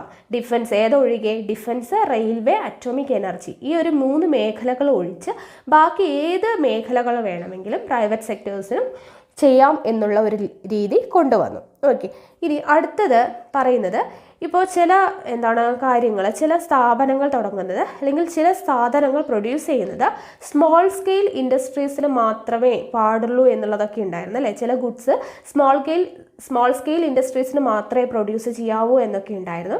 ഇപ്പോൾ അതൊക്കെ എടുത്ത് മാറ്റിയിട്ട് സ്മോൾ സ്കെയിൽ, ലാർജ് സ്കെയിൽ അങ്ങനെയൊന്നുമില്ല, എല്ലായിടത്തും ആർക്ക് വേണമെങ്കിലും എങ്ങനെ വേണമെങ്കിലും പ്രൊഡ്യൂസ് ചെയ്യാം എന്നുള്ളൊരു രീതിയായിട്ട് മാറി. അതുപോലെ തന്നെ MRTP ആക്ട്, അതായത് മോണോപോളിസ് റെസ്ട്രിക്റ്റീവ് ട്രേഡ് പോളിസി ആക്ട് എന്ന് പറഞ്ഞിട്ടാണ് ഇവിടെ നമ്മൾ പറയുന്നുണ്ട് കേട്ടോ.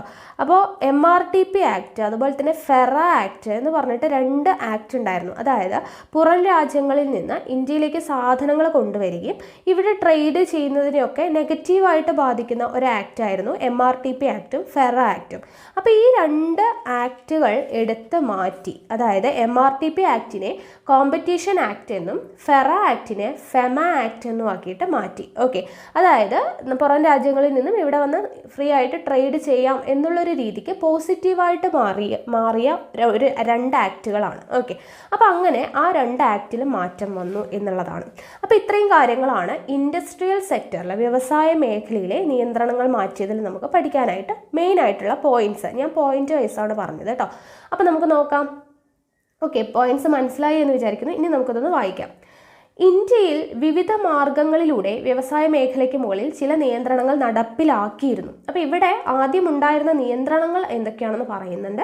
ഇനി അതിനുശേഷം വന്ന മാറ്റങ്ങളും പറയുന്നുണ്ട്. അപ്പോൾ ആദ്യം എന്തൊക്കെ നിയന്ത്രണങ്ങളായിരുന്നു ആദ്യം ഉണ്ടായിരുന്നത്? ഏതൊരു സംരംഭകനും വ്യവസായം തുടങ്ങുന്നതിനും അവസാനിപ്പിക്കുന്നതിനും എന്തൊക്കെ എത്രമാത്രം ഉൽപ്പാദിപ്പിക്കണം എന്നതിനും സർക്കാരിൽ നിന്നുള്ള വ്യാവസായിക അനുമതി ആവശ്യമായിരുന്നു അല്ലേ? ലൈസൻസ് വേണമായിരുന്നു. എന്തൊക്കെ ഉൽപ്പാദിപ്പിക്കണം, എത്ര ഉൽപ്പാദിപ്പിക്കണം എന്നുള്ള ഒരു വ്യാവസായിക അനുമതി ആദ്യം ആവശ്യമായിരുന്നു.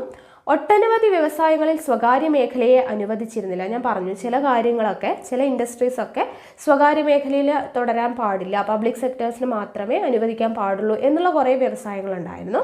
ചില സാധനങ്ങളുടെ ഉൽപ്പാദനം ചെറുകിട വ്യവസായ മേഖലയ്ക്ക് മാത്രമായിട്ട്, നമ്മൾ പറഞ്ഞില്ലേ സ്മോൾ സ്കെയിൽ ഇൻഡസ്ട്രീസിന് മാത്രമേ പ്രൊഡ്യൂസ് ചെയ്യാൻ പാടുള്ളൂ എന്നുള്ള ചില മേഖലകളുണ്ടായിരുന്നു.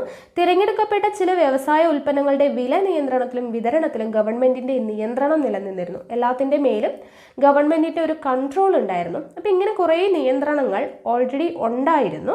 അപ്പോൾ അതിൽ വന്ന മാറ്റങ്ങളാണ് ഇനി പറയുന്നത്. 1991 അതിനുശേഷവും തുടങ്ങിയ പരിഷ്കാര നയങ്ങൾ ഇത്തരത്തിലുള്ള മിക്ക നിയന്ത്രണങ്ങളും എടുത്തു കളഞ്ഞു. ഓക്കെ, അപ്പോൾ മദ്യം, സിഗരറ്റ്, ആപൽക്കരമായിട്ടുള്ള രാസവസ്തുക്കൾ, വ്യാവസായിക ആവശ്യത്തിനുള്ള സ്ഫോടക വസ്തുക്കൾ, ഇലക്ട്രോണിക്സ്, വിമാന നിർമ്മാണ വ്യവസായം, ഔഷധ നിർമ്മാണ വ്യവസായം എന്നിവ ഒഴികെയുള്ള മറ്റെല്ലാ വ്യാവസായിക ഉൽപ്പന്നങ്ങൾക്കും അനുമതി പത്ര സംവിധാനം എന്ത് ചെയ്തു? ഒഴിവാക്കി. ഓക്കെ, അപ്പം നമ്മൾ ആദ്യം പറഞ്ഞില്ലേ ഡീ ലൈസൻസിങ് എന്ന് പറഞ്ഞു അല്ലേ? ലൈസൻസ് എടുത്തു കളഞ്ഞു. ലൈസൻസ് എടുത്തു കളഞ്ഞു എന്ന് പറഞ്ഞാൽ കംപ്ലീറ്റ് ആയിട്ടല്ല, ഈ പറഞ്ഞതിനൊഴികെ, അതായത് മദ്യം, സിഗരറ്റ്, ആപൽക്കരമായിട്ടുള്ള രാസവസ്തുക്കൾ, വ്യാവസായിക ആവശ്യത്തിനുള്ള സ്ഫോടക വസ്തുക്കൾ, ഇലക്ട്രോണിക്സ്, വിമാന നിർമ്മാണം വ്യവസായം, ഔഷധ നിർമ്മാണ വ്യവസായം, ഇവ ഒഴികെയുള്ള മറ്റെല്ലാ വ്യാവസായിക ഉൽപ്പന്നങ്ങൾക്കും എന്താണ്? അനുമതിപത്ര സംവിധാനം, ലൈസൻസിങ് എന്ന് പറയുന്ന ആ സംവിധാനം ഒഴിവാക്കി. ബാക്കിയുള്ളതിനൊന്നും ലൈസൻസ് വേണ്ട. ഇപ്പം പറഞ്ഞ കാര്യങ്ങളില്ലേ, സിഗരറ്റ്, മദ്യം, സ്ഫോടക വസ്തുക്കൾ, അങ്ങനെയുള്ള കാര്യങ്ങൾ, അതിനൊക്കെയാണ് ലൈസൻസ് വേണ്ടുള്ളൂ. ഓക്കെ, ഇനി രാജ്യരക്ഷാ ഉപകരണങ്ങളുടെ നിർമ്മാണം, ആണവ ഊർജ ഉൽപാദനം, റെയിൽ ഗതാഗതം എന്നീ വ്യവസായങ്ങൾ മാത്രമാണ് പൊതുമേഖലയ്ക്കായിട്ട് സംവരണം ചെയ്തത്. നമ്മൾ പറഞ്ഞു ചില കാര്യങ്ങളെല്ലാം പൊതുമേഖലയ്ക്ക് മാത്രമേ പറ്റുള്ളൂ, ചിലത് സ്വകാര്യ മേഖലയ്ക്ക് മാത്രം, അങ്ങനെ ഉണ്ടായിരുന്നു. അപ്പോൾ പൊതുമേഖലയ്ക്ക് മാത്രമായിട്ട് എന്ന് പറഞ്ഞ കുറേയധികം മേഖലകൾ ഉണ്ടായിരുന്നു. പക്ഷേ ഇപ്പോൾ നോക്കുകയാണെങ്കിൽ ആണവ ഊർജ ഉൽപാദനം, നമ്മൾ പറഞ്ഞില്ലേ അറ്റോമിക് എനർജി എന്ന് പറഞ്ഞല്ലേ, അപ്പോൾ നമ്മൾ പറഞ്ഞ പോയിന്റ്സ് തന്നെയാണ് വീണ്ടും പറയുന്നത്. അപ്പോൾ അതൊരിക്കൽ പറഞ്ഞ് പിന്നീട് ഇത് വായിക്കുമ്പോൾ നിങ്ങൾക്ക് കുറച്ചുകൂടെ മനസ്സിലെത്താറോ ആവാൻ വേണ്ടിയിട്ടാണ് അങ്ങനെ ചെയ്യുന്നത് കേട്ടോ. സിമ്പിളായിട്ടൊന്ന് പറഞ്ഞു തന്നതിന് ശേഷം വായിക്കുമ്പോൾ നിങ്ങൾക്ക് ആ പോയിന്റ്സ് കൃത്യമായിട്ട് കിട്ടും. അല്ലാതെ ഞാൻ ജസ്റ്റ് ഇത് മാത്രം വായിക്കുവാണെങ്കിൽ നിങ്ങൾക്ക് ചിലപ്പോൾ അത് മനസ്സിലായി എന്ന് വരില്ല. ഓക്കെ, അപ്പോൾ അതുകൊണ്ടാണ്. അപ്പോൾ ആണവ ഊർജ ഉൽപാദനം, ഓക്കെ, അപ്പോൾ അറ്റോമിക് എനർജി, അതുപോലെ തന്നെ പിന്നെ ഏതാണ്? റെയിൽ ഗതാഗതം, ഓക്കെ, റെയിൽവേ, പ്രതിരോധം, ഓക്കെ, ഡിഫൻസ്. അപ്പോൾ അങ്ങനെയുള്ള മേഖലകൾ മാത്രമാണ് എന്ത് വരുന്നത്? പൊതുമേഖലയ്ക്കായിട്ട് വന്നത്. ഓക്കെ, പൊതുമേഖലയ്ക്ക് വേണ്ടിയിട്ട് സംവരണം ചെയ്ത മേഖലകളാണ് ഡിഫൻസും റെയിൽവേയും അറ്റോമിക് എനർജിയും. അപ്പോൾ ഇതൊഴികെ ബാക്കിയെല്ലാം എന്താണ്? സ്വകാര്യ മേഖലയ്ക്ക് ചെയ്യാം. ഇനി ചെറുകിട വ്യവസായ മേഖലയിൽ മാത്രം ഉൽപ്പാദിപ്പിച്ചിരുന്ന ഒട്ടേറെ വ്യാവസായിക ഉൽപ്പന്നങ്ങളുടെ സംവരണം ഗവൺമെൻറ് ഇല്ലാതാക്കി. ചില വ്യവസായങ്ങൾ ചെറുകിട വ്യവസായ മേഖലയിൽ മാത്രമേ ചില ഗുഡ്സ് പ്രൊഡ്യൂസ് ചെയ്യാൻ പറ്റുള്ളൂ എന്നുണ്ടായിരുന്നു. അപ്പോൾ അങ്ങനെയുള്ള വ്യാവസായിക ഉൽപ്പന്നങ്ങളുടെ സംവരണം എന്ത് ചെയ്തു? ഗവൺമെൻറ് ഇല്ലാതാക്കി. അപ്പോൾ അത് ചെറുകിട വ്യവസായങ്ങൾ മാത്രം എന്നുള്ളത് ഒതുങ്ങാതെ എല്ലായിടത്തും എല്ലാ ഗുഡ്സും എല്ലായിടത്തും പ്രൊഡ്യൂസ് ചെയ്യാം എന്നുള്ളൊരു രീതിയിലായിട്ട് മാറി. ഒട്ടേറെ വ്യവസായങ്ങളിൽ ഉൽപ്പന്നങ്ങളുടെ വില നിർണ്ണയിക്കാൻ വിപണി കൂടി അനുവദിച്ചു. ആദ്യം ഗവൺമെൻറ് കൺട്രോൾ ചെയ്യും, ഇത്ര രൂപയിൽ മേൽ കൂടാൻ പാടില്ല, അങ്ങനെ ഗവൺമെൻറ് ചില ഒരു വില നിശ്ചയിക്കും, അതിൽ മേൽ കൂടാൻ പാടില്ല എന്നുള്ള ഒരു രീതിയൊക്കെ ഉണ്ടായിരുന്നു. ഗവൺമെൻറ്റിൻ്റെ ഒരു കൺട്രോള് ഉണ്ടായിരുന്നു ഏതെങ്കിലും ഒരു പ്രോഡക്റ്റിൻ്റെ പ്രൈസ് നിർണ്ണയിക്കുന്നതിൽ. പക്ഷെ അത് എടുത്ത് മാറ്റിയിട്ട് എന്താണ്? പ്രോഡക്റ്റിൻ്റെ പ്രൈസ് ആർക്ക് നിർണ്ണയിക്കാം? വിപണിയെ കൂടിയിട്ട്, ഓക്കെ, ആരാണോ അവർ മാർക്കറ്റ് ചെയ്യുന്നത് അവർക്ക് നിർണ്ണയിക്കാം എന്നുള്ളൊരു രീതിയിൽ വന്നു. ഓക്കെ, അപ്പോൾ ഇത്രയും കാര്യങ്ങളാണ് ഇൻഡസ്ട്രിയൽ സെക്ടറിൽ ഉദാരവൽക്കരണം കൊണ്ട് വന്ന മാറ്റങ്ങൾ എന്ന് പറയുന്നത്. ക്ലിയർ ആയി എന്ന് വിശ്വസിക്കുന്നു. വീണ്ടും വീണ്ടും പറയുന്നില്ല കേട്ടോ, ഒരുപാട് ലെങ്തി ആയി പോകും വീഡിയോ എന്ന് പറയുന്നത്. അപ്പോൾ ഇപ്പം തന്നെ നമ്മൾ ഒരുപാട് എക്സ്പ്ലെയിൻ ചെയ്യുന്നുണ്ട്. ഓക്കെ, അപ്പോൾ അതൊന്നും കൂടെ വായിച്ചു നോക്കുക. ഇനി അടുത്ത മേഖലയാണ് ധനകാര്യ മേഖലാ പരിഷ്കാരങ്ങൾ, ഫിനാൻഷ്യൽ സെക്ടേഴ്സ് റിഫോംസ്. അപ്പോൾ ഫിനാൻഷ്യൽ സെക്ടറിൽ ഉദാരവൽക്കരണം കൊണ്ട് എന്തൊക്കെ മാറ്റങ്ങളാണ് വന്നത് എന്നുള്ള കാര്യമാണ് പറയുന്നത്. അപ്പോൾ നമ്മളിപ്പോൾ ഇവിടെ വായിച്ചതിൽ നമ്മൾ പറഞ്ഞു MRTP ആക്ട്, ഫെറ ആക്ടിൻ്റെ കാര്യം ഞാനിവിടെ പറഞ്ഞില്ല അല്ലേ. MRTP ആക്ട്, ഫെറ ആക്ട്, അത് രണ്ടും MRTP ആക്ട് കോമ്പറ്റീഷൻ ആക്ട് ആയിട്ടും ഫെറ ആക്ട് ഫെമ ആക്ട് ആയിട്ട് മാറ്റി എന്നുള്ള ഒരു കാര്യം പറഞ്ഞു. അത് ജസ്റ്റ് ഒന്ന് നിങ്ങൾ നോട്ട് ചെയ്ത് വെച്ചാൽ മതി കേട്ടോ. ഓക്കെ, അടുത്തത് ഫിനാൻഷ്യൽ സെക്ടർ. ഫിനാൻഷ്യൽ സെക്ടറിൽ വന്നിട്ടുള്ള എന്തൊക്കെ കാര്യങ്ങളാണ് എന്നുള്ളതാണ് അടുത്തത് പറയുന്നത്. അതായത് അതിൽ നമുക്ക് കുറച്ച് പോയിന്റ്സ് ഇതുപോലെ പറയാനുണ്ട്. അപ്പോൾ അത് ഞാൻ ജസ്റ്റ് ഒന്ന് പറയാം, അതിനുശേഷം വായിക്കാം. ഓക്കെ, അപ്പോൾ ഫിനാൻഷ്യൽ സെക്ടറിൽ വരുമ്പോൾ എന്തൊക്കെ കാര്യങ്ങളാണ്? ഒന്നാമത്തെ കാര്യം, ഇമ്പോർട്ടൻ്റ് ആയിട്ടുള്ളൊരു പോയിന്റ് എന്ന് പറയുന്നത് RBIയുടെ റോള് കുറച്ചു. ഓക്കെ, RBIയുടെ റിസർവ് ബാങ്ക് ഓഫ് ഇന്ത്യയുടെ റോള് മാക്സിമം കുറച്ചു. അതുപോലെ തന്നെ ഇൻട്രസ്റ്റ് റേറ്റ് ബാങ്കിന് തീരുമാനിക്കാം, പലിശ നിരക്കൊക്കെ ബാങ്കിന് തന്നെ തീരുമാനിക്കാം എന്നുള്ള ഒരു നിയമം കൊണ്ടുവന്നു. എവിടെ വേണേലും ബാങ്കിന് ബ്രാഞ്ചുകളൊക്കെ, ഇപ്പോൾ ഓരോ ബാങ്ക് എടുത്തു കഴിഞ്ഞാലും ഇഷ്ടം പോലെ ബ്രാഞ്ചുകൾ ഉണ്ടാവും അല്ലേ. അപ്പോൾ അതിന് ഓരോന്നിനും ലൈസൻസ് ഒക്കെ എടുത്ത് അങ്ങനെ അത്ര നിർബന്ധമൊന്നുമില്ല. എവിടെ വേണമെങ്കിലും ഇഷ്ടം പോലെ ബാങ്കുകൾക്കൊക്കെ ബ്രാഞ്ചുകൾ തുടങ്ങാം എന്നുള്ളൊരു രീതി വന്നു. അതുപോലെ തന്നെ പ്രൈവറ്റ് സെക്ടറിലും സ്വകാര്യ മേഖലയിലും ബാങ്കിങ് ഉണ്ടാവാം എന്നുള്ളൊരു നിയമം വന്നു. അതുപോലെ തന്നെ ഫോറിൻ ഇൻവെസ്റ്റ്മെൻറ്റ് നടത്തുവാനുള്ള അനുവാദം കിട്ടി. അതായത് പുറം രാജ്യങ്ങളിലുള്ളവർക്ക് എന്ത് ചെയ്യാം, ഇവിടുത്തെ ബാങ്കുകളിൽ ഇൻവെസ്റ്റ്മെൻറ്റ് നടത്താം എന്നുള്ള ഒരു രീതി വന്നു. ഓക്കെ, അപ്പോൾ ഇതൊക്കെയാണ് എന്തിൽ വന്നത്? ഫിനാൻഷ്യൽ സെക്ടറിൽ വന്നത്. ഓക്കെ, അപ്പോൾ ജസ്റ്റ് നമുക്കൊന്ന് വായിച്ചു നോക്കാം. വാണിജ്യ ബാങ്കുകൾ, നിക്ഷേപ ബാങ്കുകൾ, ഓഹരി വിപണി ഇടപാടുകൾ, വിദേശ വിനിമയ കമ്പോളം തുടങ്ങിയ ധനകാര്യ സ്ഥാപനങ്ങളാണ് ധനകാര്യ മേഖലയിലുള്ളത്. വാണിജ്യ ബാങ്കുകൾ, നിക്ഷേപ ബാങ്കുകൾ, കൊമേഴ്ഷ്യൽ ബാങ്ക്സ്, ഇൻവെസ്റ്റ്മെന്റ് ബാങ്ക്സ്, ഓഹരി വിപണി ഇടപാടുകൾ, സ്റ്റോക്ക് എക്സ്ചേഞ്ച് ഓപ്പറേഷൻസ്, വിദേശ വിനിമയ കമ്പോളം, ഫോറിൻ എക്സ്ചേഞ്ച് മാർക്കറ്റ് തുടങ്ങിയ ധനകാര്യ സ്ഥാപനങ്ങളാണ് ധനകാര്യ മേഖലയിലുള്ളത്. റിസർവ് ബാങ്ക് ഓഫ് ഇന്ത്യയാണ് നമ്മുടെ രാജ്യത്തെ ധനകാര്യ മേഖലയെ നിയന്ത്രിക്കുന്നത്, അല്ലെ? ധനകാര്യ മേഖലയെ നിയന്ത്രിക്കുന്ന ആരാണ്? RBI ആണ്, റിസർവ് ബാങ്ക് ഓഫ് ഇന്ത്യ ആണ്. അപ്പോൾ ഇന്ത്യയിലെ എല്ലാ ബാങ്കുകളെയും മറ്റ് ധനകാര്യ സ്ഥാപനങ്ങളെയും വിവിധ നിയമങ്ങളിലൂടെയും നടപടികളിലൂടെയും റിസർവ് ബാങ്ക് നിയന്ത്രിക്കുന്നു. അത് നമുക്ക് അറിയുന്നതാണ്. അപ്പോൾ ഓരോ ബാങ്കും കൈവശം വയ്ക്കുന്ന പണത്തിൻ്റെ അളവ്, ചുമത്തേണ്ട പലിശ നിരക്കുകൾ, വിവിധ മേഖലകൾക്കുള്ള വായ്പാ രീതികൾ മുതലായവയെല്ലാം റിസർവ് ബാങ്കാണ് തീരുമാനിക്കുന്നത്, അല്ലേ? അതായത് ഓരോ ബാങ്കും എത്ര പണം കൈവശം വെക്കണം, അതുപോലെ എത്രത്തോളം പലിശ നിരക്ക് ചുമത്തണം, ഓരോ വിവിധ മേഖലകൾക്കുള്ള വായ്പാ രീതികൾ എന്തൊക്കെയാണ്, ഇതെല്ലാം തീരുമാനിക്കുന്ന ആരാണ്? റിസർവ് ബാങ്കാണ്. അപ്പോൾ ധനകാര്യ മേഖലയുടെ നിയന്ത്രകൻ എന്ന സ്ഥാനത്തു നിന്നും, അപ്പോൾ ധനകാര്യ മേഖലയെ ഫുള്ളായിട്ട് കൺട്രോൾ ചെയ്യുന്നത് ആരാണ്?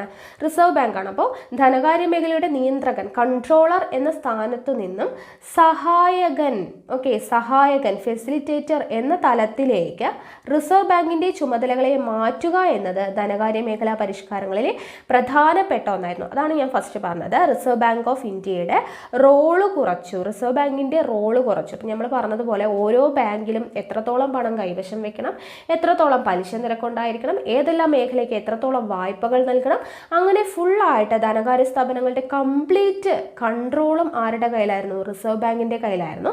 അപ്പോൾ ആ കൺട്രോളർ എന്ന് പറയുന്ന ഒരു സാധനം മാറ്റിയിട്ട്, ആ ഒരു സ്ഥാനം മാറ്റിയിട്ട് സഹായകൻ, ഫെസിലിറ്റേറ്റർ എന്ന് പറയുന്ന ഒരു തലത്തിലേക്ക് റിസർവ് ബാങ്കിൻ്റെ ചുമതലകളെ മാറ്റുക എന്നത് ധനകാര്യ മേഖലാ പരിഷ്കാരങ്ങളിൽ കൊണ്ടുവന്ന ഒന്നാമത്തെ പ്രധാനപ്പെട്ട ഒരു കാര്യമാണ്, ഇമ്പോർട്ടൻ്റ് ആണ്. ഇനി റിസർവ് ബാങ്കുമായി കൂടിയാലോചിക്കാതെ തന്നെ ധനകാര്യ മേഖലയ്ക്ക് എന്ത് ചെയ്യാം? സ്വതന്ത്രമായി തീരുമാനമെടുക്കുവാനുള്ള അവകാശം നൽകിയിരുന്നു. അപ്പോൾ എല്ലാ കാര്യത്തിനും റിസർവ് ബാങ്കിൻ്റെ കൺട്രോൾ ഉണ്ടായിരുന്നത് മാറ്റി ഏതൊരു കാര്യം തീരുമാനിക്കണമെങ്കിലും റിസർവ് ബാങ്കിൻ്റെ അടുത്ത് പോയിട്ട് അനുവാദം ചോദിക്കേണ്ട, സ്വന്തമായിട്ടൊക്കെ ധനകാര്യ മേഖലയ്ക്ക് എന്ത് ചെയ്യാം? ബാങ്കുകൾക്ക് തന്നെ തീരുമാനം എടുക്കാം എന്നുള്ളൊരു അവകാശം നൽകി. ദെൻ പരിഷ്കാര നയത്തിൻ്റെ ഫലമായി നിരവധി സ്വകാര്യ ബാങ്കുകൾ നിലവിൽ വന്നു. കൂടുതൽ ബാങ്കുകളും നമ്മൾ പറഞ്ഞു പബ്ലിക് സെക്ടേഴ്സ് ആണ്, ഗവൺമെന്റിന്റെ കീഴിലുള്ള ബാങ്കുകളായിരുന്നു. അപ്പോൾ കൂടുതൽ എന്താണ് പരിഷ്കാര നയത്തിന്റെ, ഉദാരവൽക്കരണത്തിന്റെ ഭാഗമായിട്ട് എന്ത് വന്നു? കുറേയധികം സ്വകാര്യ ബാങ്കുകൾ, പ്രൈവറ്റ് സെക്ടറിലും ബാങ്കുകൾ വന്നു. ബാങ്കുകളിലെ വിദേശ നിക്ഷേപ പരിധി 50% ഉയർത്തിക്കൊണ്ടുവന്നു. വിദേശ നിക്ഷേപ പരിധി നമ്മൾ പറഞ്ഞു ഫോറിൻ ഇൻവെസ്റ്റ്മെന്റ് നടത്തുവാനുള്ള അനുവാദം കൂട്ടി എന്ന് പറഞ്ഞു, അല്ലേ? അപ്പോൾ വിദേശ നിക്ഷേപ പരിധി 50% ഉയർത്തിക്കൊണ്ടുവന്നു. റിസർവ് ബാങ്കുമായിട്ട് കൂടിയാലോചിക്കാതെ തന്നെ ചില വ്യവസ്ഥകൾക്ക് വിധേയമായി പുതിയ ബ്രാഞ്ചുകൾ തുടങ്ങാനുള്ള അനുമതി ബാങ്കുകൾക്ക് നൽകുകയും നിലവിലുള്ള ബ്രാഞ്ചുകൾക്ക് യുക്തിസഹമായ പ്രവർത്തനാനുമതി നൽകുകയും ചെയ്തു. അപ്പോൾ റിസർവ് ബാങ്കിന്റെ അംഗീകാരം ഇല്ലാതെ തന്നെ, റിസർവ് ബാങ്കുമായിട്ട് കൂടിയാലോചിക്കാതെ തന്നെ ബാങ്കുകൾക്ക് എന്ത് ചെയ്യാം? പുതിയ ബ്രാഞ്ചുകൾ തുടങ്ങാം എന്നുള്ള അനുമതി കൂടി കിട്ടി. രാജ്യത്തിനകത്തു നിന്നും പുറത്തു നിന്നും വിഭവങ്ങൾ ശേഖരിക്കുവാനുള്ള അനുമതി ബാങ്കുകൾക്ക് നൽകിയിരുന്നുവെങ്കിലും രാജ്യത്തിൻ്റെയും ബാങ്കുകളിലെ നിക്ഷേപകരുടെയും താൽപ്പര്യങ്ങൾ സംരക്ഷിക്കുന്നതിന് വേണ്ടി ചില ഭരണനിർവഹണ അധികാരങ്ങൾ റിസർവ് ബാങ്കിൽ തന്നെ നിലനിർത്തി. അപ്പോൾ രാജ്യത്തിനകത്തു നിന്നും പുറത്തു നിന്നും വിഭവങ്ങൾ ശേഖരിക്കുവാനുള്ള അനുമതി ബാങ്കുകൾക്കുണ്ട്. എന്നിരുന്നാൽ പോലും രാജ്യത്തിൻ്റെയും ബാങ്കുകളിലെ നിക്ഷേപകരുടെയും താൽപ്പര്യങ്ങൾ സംരക്ഷിക്കുന്നതിന് വേണ്ടിയിട്ട് ചില ഭരണനിർവഹണ അധികാരങ്ങൾ മാത്രം റിസർവ് ബാങ്കിൽ തന്നെ നിലനിർത്തി. വിദേശ നിക്ഷേപ കരായ സ്ഥാപനങ്ങൾ, അതായത് ഫോറിൻ ഇൻസ്റ്റിറ്റ്യൂഷണൽ ഇൻവെസ്റ്റേഴ്സ്, വിദേശ നിക്ഷേപകരായിട്ടുള്ള സ്ഥാപനങ്ങൾ, അതുപോലെ തന്നെ വ്യാപാര ബാങ്കുകൾ, മ്യൂച്വൽ ഫണ്ടുകൾ, അതുപോലെ തന്നെ പെൻഷൻ ഫണ്ടുകൾ എന്നിവയ്ക്ക് ഇന്ത്യൻ മൂലധന വിപണിയിൽ നിക്ഷേപിക്കാൻ അനുമതി നൽകി. ഇന്ത്യൻ മൂലധന വിപണിയിൽ നിക്ഷേപിക്കാൻ വിദേശ നിക്ഷേപകരായിട്ടുള്ള സ്ഥാപനങ്ങൾ ഏതൊക്കെയാണ്? വിദേശ നിക്ഷേപകരായിട്ടുള്ള സ്ഥാപനങ്ങൾ, വ്യാപാര ബാങ്കുകൾ, മ്യൂച്വൽ ഫണ്ടുകൾ, പെൻഷൻ ഫണ്ടുകൾ എന്നിവയ്ക്ക് ഇന്ത്യൻ മൂലധന വിപണിയിൽ നിക്ഷേപിക്കാൻ അനുമതി നൽകി. അപ്പോൾ ഇത്രയും കാര്യങ്ങളാണ് ഫിനാൻഷ്യൽ സെക്ടറിൽ വന്നിട്ടുള്ളത്. അപ്പോൾ നമ്മൾ ആദ്യം പറഞ്ഞ പോയിന്റ്സ് ഒക്കെ തന്നെയാണ് നമ്മൾ വീണ്ടും വായിച്ചത് അല്ലേ. അപ്പോൾ ഇത്രയും കാര്യങ്ങളാണ് ഫിനാൻഷ്യൽ സെക്ടറിൽ വന്നത്. ഇനി അടുത്തത് നികുതി പരിഷ്കാരങ്ങളെ കുറിച്ചാണ് പറയുന്നത്. Okay, tax reforms. അപ്പോൾ നികുതിയിൽ വന്ന മാറ്റങ്ങൾ എന്തൊക്കെയാണ് എന്നുള്ളതാണ്. ഓക്കെ, അപ്പോൾ നികുതിയിൽ വന്നിട്ടുള്ള കാര്യങ്ങൾ നമുക്കൊന്ന് ജസ്റ്റ് വായിക്കാം. ഇവിടെ പ്രത്യേകിച്ച് നമുക്ക് എല്ലാം അറിയുന്ന കാര്യങ്ങളാണ് നമ്മൾ പറഞ്ഞത്. ഡയറക്റ്റ് ടാക്സും ഇൻഡയറക്റ്റ് ടാക്സും ഒക്കെയാണ് വരുന്നത്. അപ്പോൾ ഇവിടെ നമുക്ക് പഠിക്കേണ്ട ഇമ്പോർട്ടൻ്റ് ആയിട്ടുള്ളൊരു കാര്യമാണ് ഫിസ്ക്കൽ പോളിസി എന്ന് പറയുന്നത് കേട്ടോ. ഫിസ്ക്കൽ പോളിസി അപ്പോൾ നമുക്കൊന്ന് നോക്കാം. അതായത് സർക്കാരിൻ്റെ നികുതി വ്യവസ്ഥ, പൊതുചെലവ് എന്നിവയുമായി ബന്ധപ്പെട്ടതാണ് നികുതി പരിഷ്കാരങ്ങൾ. ഈ നയങ്ങളെ ഒരുമിച്ച് പറയുന്നതാണ് ധനനയം അല്ലെങ്കിൽ ഫിസ്ക്കൽ പോളിസി. അപ്പോൾ ഫിസ്ക്കൽ പോളിസി എന്ന് പറയുന്നത് എന്താണ്? സർക്കാർ, അതായത് നമ്മുടെ ടാക്സ്, ഇപ്പോൾ എത്രത്തോളം ടാക്സ് നമ്മുടെ അടുത്ത് നിന്ന് വാങ്ങിക്കണം, ഗവൺമെൻറ്റിൻ്റെ റവന്യൂ എന്ന് പറയുന്നത് എത്രയാണ്, എന്താണ് ഗവൺമെൻറ്റിൻ്റെ കടം എത്രയാണ്, എക്സ്പെൻസ് എത്രയാണ്, ഇതിനെക്കുറിച്ചൊക്കെ പറയുന്നതാണ് എന്ത്? നയങ്ങളെയാണ് ധനനയം എന്ന് പറയുന്നത്. അത്രയേ ഉള്ളൂ കേട്ടോ. സർക്കാരിൻ്റെ നികുതി വ്യവസ്ഥ, പൊതുചിലവ് എന്നിവയുമായി ബന്ധപ്പെട്ടതാണ് നികുതി പരിഷ്കാരങ്ങൾ എന്ന് പറയുന്നത്. അപ്പോൾ ഈ നയങ്ങളെ പറയുന്നതാണ് എന്ത്? ഫിസ്ക്കൽ പോളിസി എന്ന് പറയുന്നത്. 2 തരം നികുതികളാണ് ഉള്ളത്. നമുക്കറിയാം അല്ലേ, പ്രത്യക്ഷ നികുതിയുണ്ട്, പരോക്ഷ നികുതിയുണ്ട്, ഡയറക്റ്റ് ടാക്സും ഉണ്ട്, ഇൻഡയറക്റ്റ് ടാക്സും ഉണ്ട്. അപ്പോൾ വ്യക്തികളുടെ വരുമാനത്തിലും കമ്പനികളുടെ ലാഭത്തിലും ചുമത്തുന്നത് പ്രത്യക്ഷ നികുതിയാണ് അല്ലേ. നമ്മുടെ വ്യക്തികളുടെ വരുമാനത്തിനനുസരിച്ച് നമ്മൾ ടാക്സ് അടയ്ക്കുകയാണ്, നമ്മൾ നേരിട്ട് അടയ്ക്കുകയാണ്. അപ്പോൾ അത് ഡയറക്റ്റ് ടാക്സ് ആണ്. അപ്പോൾ കമ്പനികളുടെ ലാഭത്തിലും ഒക്കെ ചുമത്തുന്നതാണ് പ്രത്യക്ഷ നികുതി. 1991 മുതൽ വ്യക്തിഗത ആദായ നികുതി തുടർച്ചയായി കുറച്ചു കൊണ്ടുവന്നു. ഓക്കെ, അപ്പോൾ ഇവിടെ ടാക്സിൽ കൊണ്ടുവന്നിട്ടുള്ള പോയിന്റ്സ് എന്ന് പറയുന്നത് ഇൻകം ടാക്സ് കുറച്ചു, കോർപ്പറേഷൻ ടാക്സ് കുറച്ചു കൊണ്ടുവന്നു, എക്സൈസ് ഡ്യൂട്ടി കുറച്ചു, കസ്റ്റംസ് ഡ്യൂട്ടി കുറച്ചു. അപ്പോൾ ഇങ്ങനെയുള്ള നികുതികളൊക്കെ കുറച്ചു കൊണ്ടുവന്നു എന്നുള്ളതാണ് ടാക്സിൽ കൊണ്ടുവന്ന മാറ്റം. ഓക്കെ, നമുക്ക് നോക്കാം. 1991 മുതൽ വ്യക്തിഗത ആദായ നികുതി തുടർച്ചയായി കുറച്ചു കൊണ്ടുവന്നു. നികുതി വെട്ടിപ്പ് വർദ്ധിപ്പിക്കുവാനുള്ള പ്രധാന കാരണം ഉയർന്ന നികുതി നിരക്കാണ് എന്നതുകൊണ്ടാണ് നികുതി നിരക്ക് എന്ത് ചെയ്യുന്നത്? കുറയ്ക്കുന്നത്. ഓക്കെ, അപ്പം നികുതി വെട്ടിപ്പ് വർദ്ധിക്കാനുള്ള കാരണം എന്താണ്? കൂടിയ നികുതി നിരക്കാണ് എന്നുള്ളത് കൊണ്ട് നികുതി നിരക്കെല്ലാം തന്നെ കുറച്ചു കൊണ്ടുവന്നു. ഓക്കെ, അപ്പോൾ നികുതി നിരക്ക് മിതമാകുന്നതോടുകൂടി ജനങ്ങളുടെ സമ്പാദ്യശീലം വർദ്ധിക്കുമെന്നും സമ്പാദ്യം സ്വമേധയാ വെളിപ്പെടുത്തുമെന്നും പൊതുവെ കണക്കാക്കപ്പെടുന്നു. അപ്പോൾ നികുതി കൂടുന്നതിനനുസരിച്ച് നികുതി തട്ടിപ്പ് കൂടും. അപ്പോൾ നികുതി നിരക്ക് മിതമാകുന്നതോടുകൂടി എന്ത് ചെയ്യും?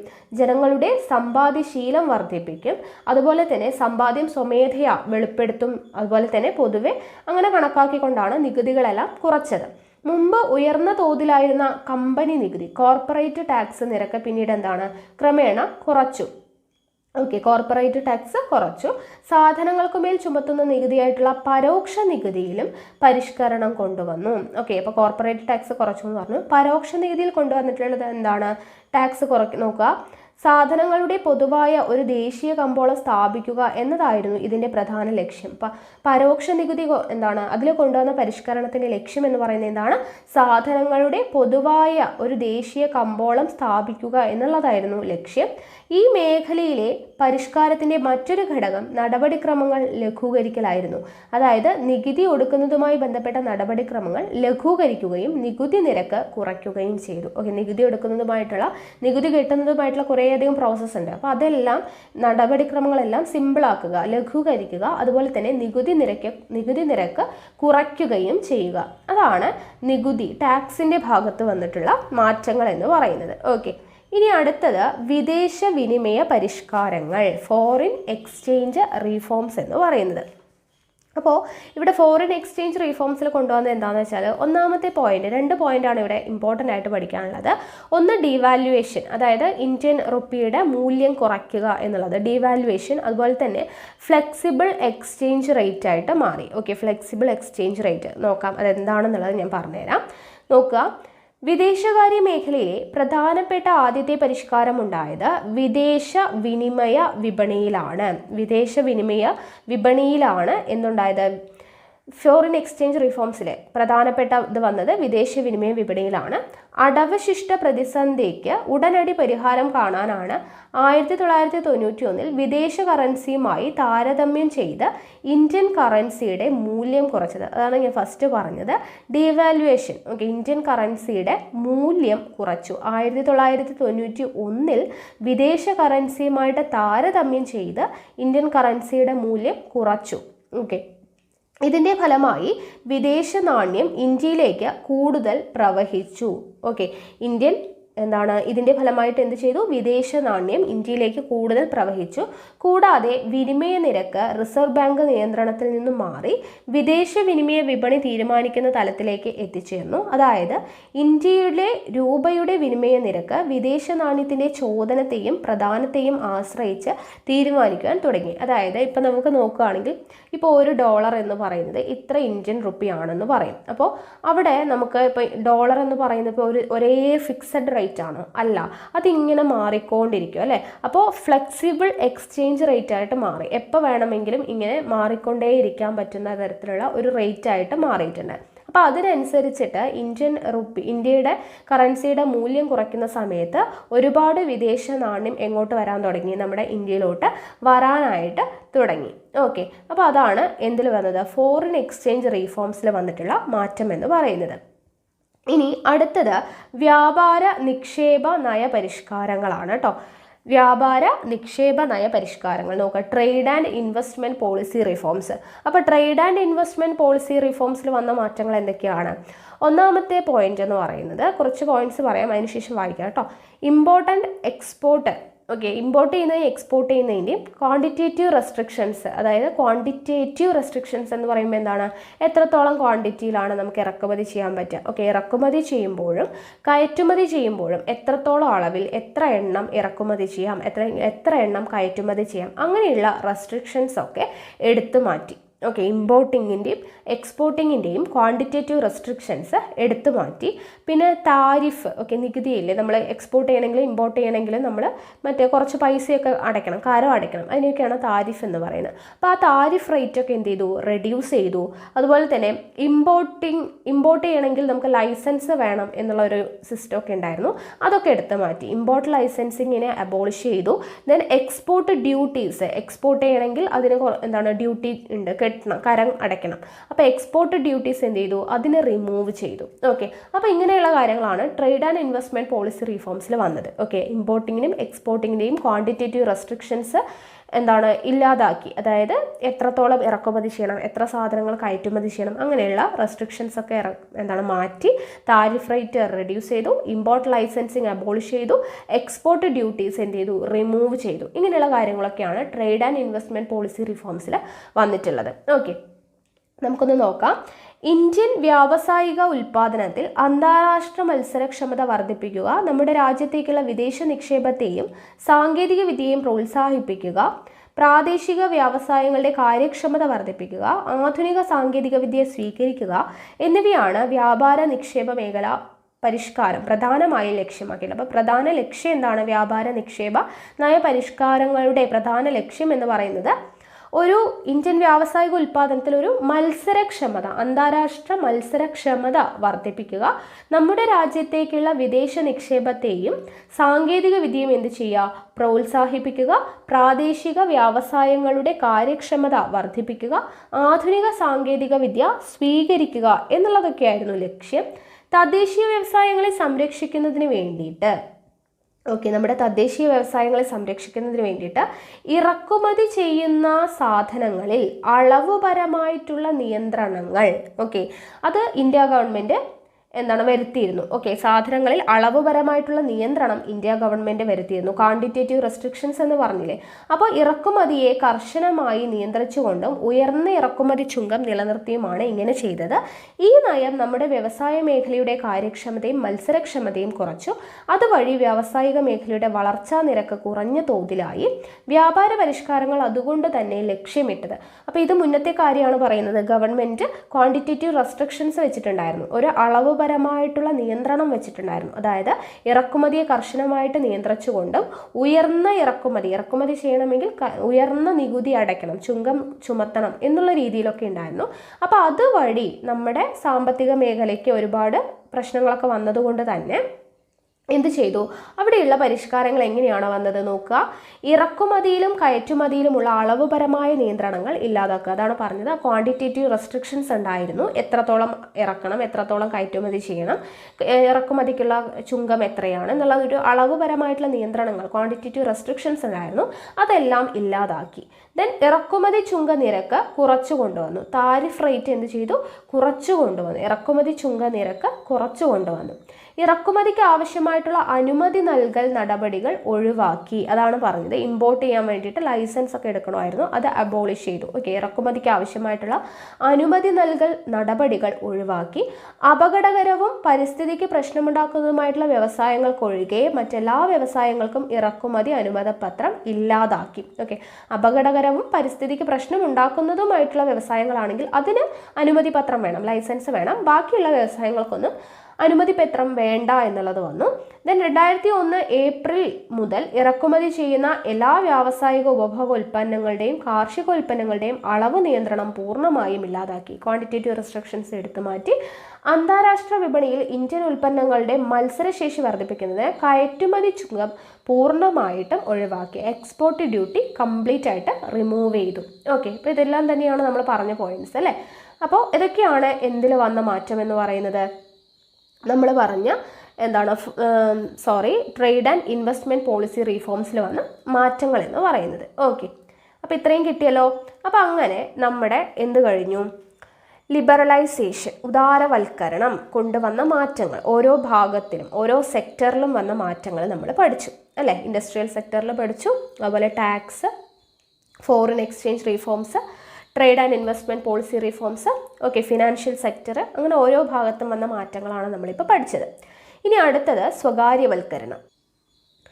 സ്വകാര്യവൽക്കരണം അല്ലെങ്കിൽ പ്രൈവറ്റൈസേഷൻ, ആ പേര് പോലെ തന്നെയാണ്. എന്താണ് സ്വകാര്യവൽക്കരിക്കുക അല്ലെങ്കിൽ പ്രൈവറ്റ് ആക്കുക? എല്ലാ സംഭവങ്ങളും പബ്ലിക് സെക്ടർ ആയിട്ടുണ്ടായിരുന്നതിനൊക്കെ പ്രൈവറ്റ് സെക്ടർ ആക്കിയിട്ട് മാറ്റുക. അതാണ് പ്രൈവറ്റൈസേഷൻ കൊണ്ട് ഉദ്ദേശിക്കുന്നത്. ഓക്കെ, അപ്പോൾ നമുക്ക് നോക്കാം. പൊതുമേഖലാ സ്ഥാപനങ്ങളുടെ ഉടമസ്ഥാവകാശമോ നിർവഹണ ചുമതലയോ സ്വകാര്യ മേഖലയ്ക്ക് മാറ്റുക, കൈമാറുക. ഓക്കെ, പൊതുമേഖലാ സ്ഥാപനങ്ങളുടെ ഉടമസ്ഥാവകാശമോ അല്ലെങ്കിൽ നിർവഹണ ചുമതലയോ ആർക്ക് മാറ്റുക? സ്വകാര്യ മേഖലയ്ക്ക് കൈമാറുക എന്നതുകൊണ്ടാണ്, ഇതാണ് സ്വകാര്യവൽക്കരണം കൊണ്ട് ഉദ്ദേശിക്കുന്നത്. ഓക്കെ, അപ്പോൾ ഗവൺമെൻറ് കമ്പനികളെ 2 രീതിയിലാണ് സ്വകാര്യ കമ്പനികളാക്കിയിട്ട് മാറ്റുന്നത്. ഒന്ന്, പൊതുമേഖലാ സ്ഥാപനങ്ങളുടെ ഉടമസ്ഥാവകാശം, നിർവഹണ ചുമതല എന്നിവയിൽ നിന്നും ഗവൺമെൻറ് പിൻവാങ്ങുക. 2, പൊതുമേഖലാ സ്ഥാപനങ്ങൾ സ്വകാര്യ മേഖലയ്ക്ക് വിൽക്കുക. ഓക്കെ, ഇത് രണ്ടും തമ്മിൽ വ്യത്യാസമുണ്ട്. ഒന്ന് എന്താണ്? പൊതുമേഖലാ സ്ഥാപനങ്ങളുടെ ഉടമസ്ഥാവകാശം, നിർവഹണ ചുമതല എന്നിവയിൽ നിന്നും ആര് പിൻവാങ്ങും? ഗവൺമെൻറ് പിൻവാങ്ങും. ഇല്ലെങ്കിൽ പൊതുമേഖലാ സ്ഥാപനങ്ങൾ എന്ത് ചെയ്യും? സ്വകാര്യ മേഖലയ്ക്ക് വിൽക്കുക എന്നുള്ളതാണ്. ഓക്കെ, ഈ 2 കാര്യങ്ങളിലൂടെയാണ് സ്വകാര്യവൽക്കരണം മെയിനായിട്ട് നടന്നത്. ഓക്കെ, അപ്പോൾ ഈ സ്വകാര്യവൽക്കരണം അഡോപ്റ്റ് ചെയ്തിട്ടുള്ളതാണ് ഡിസിൻവെസ്റ്റ്മെൻറ്റ് എന്ന് പറയുന്നത്. ഓക്കെ, പ്രൈവറ്റൈസേഷന് വേണ്ടിയിട്ട് അഡോപ്റ്റ് ചെയ്തൊരു പോളിസിയാണ് ഡിസിൻവെസ്റ്റ്മെൻറ്റ് എന്ന് പറയുന്നത്. അപ്പോൾ എന്താണ് ഡിസിൻവെസ്റ്റ്മെൻറ്റ് എന്നുള്ളത് ഞാൻ സിമ്പിളായിട്ടൊന്ന് പറഞ്ഞുതരാം. ഓക്കെ, അതിനുശേഷം നമുക്കിത് വായിക്കാം. അപ്പോഴാണ് നിങ്ങൾക്കതിൻ്റെ കാര്യം മനസ്സിലാവുള്ളൂ കേട്ടോ. അപ്പോൾ ഡിസിൻവെസ്റ്റ്മെൻറ്റ് എന്ന് പറയുമ്പോൾ സിമ്പിളായിട്ട് ഞാൻ പറയുവാണെങ്കിൽ, ഇപ്പോൾ 100 കോടി ആസ്തിയുള്ള ഒരു പബ്ലിക് സെക്ടർ, ഒരു സ്ഥാപനം ഉണ്ടെന്ന് വിചാരിക്കാം. ഓക്കെ, 100 കോടി ആസ്തിയുള്ള ഗവൺമെൻറ്റിൻ്റെ കീഴിൽ വരുന്ന ഒരു സ്ഥാപനമുണ്ട്. അതിനെ നമ്മൾ 10 ഭാഗമാക്കിയിട്ട് ഡിവൈഡ് ചെയ്തു.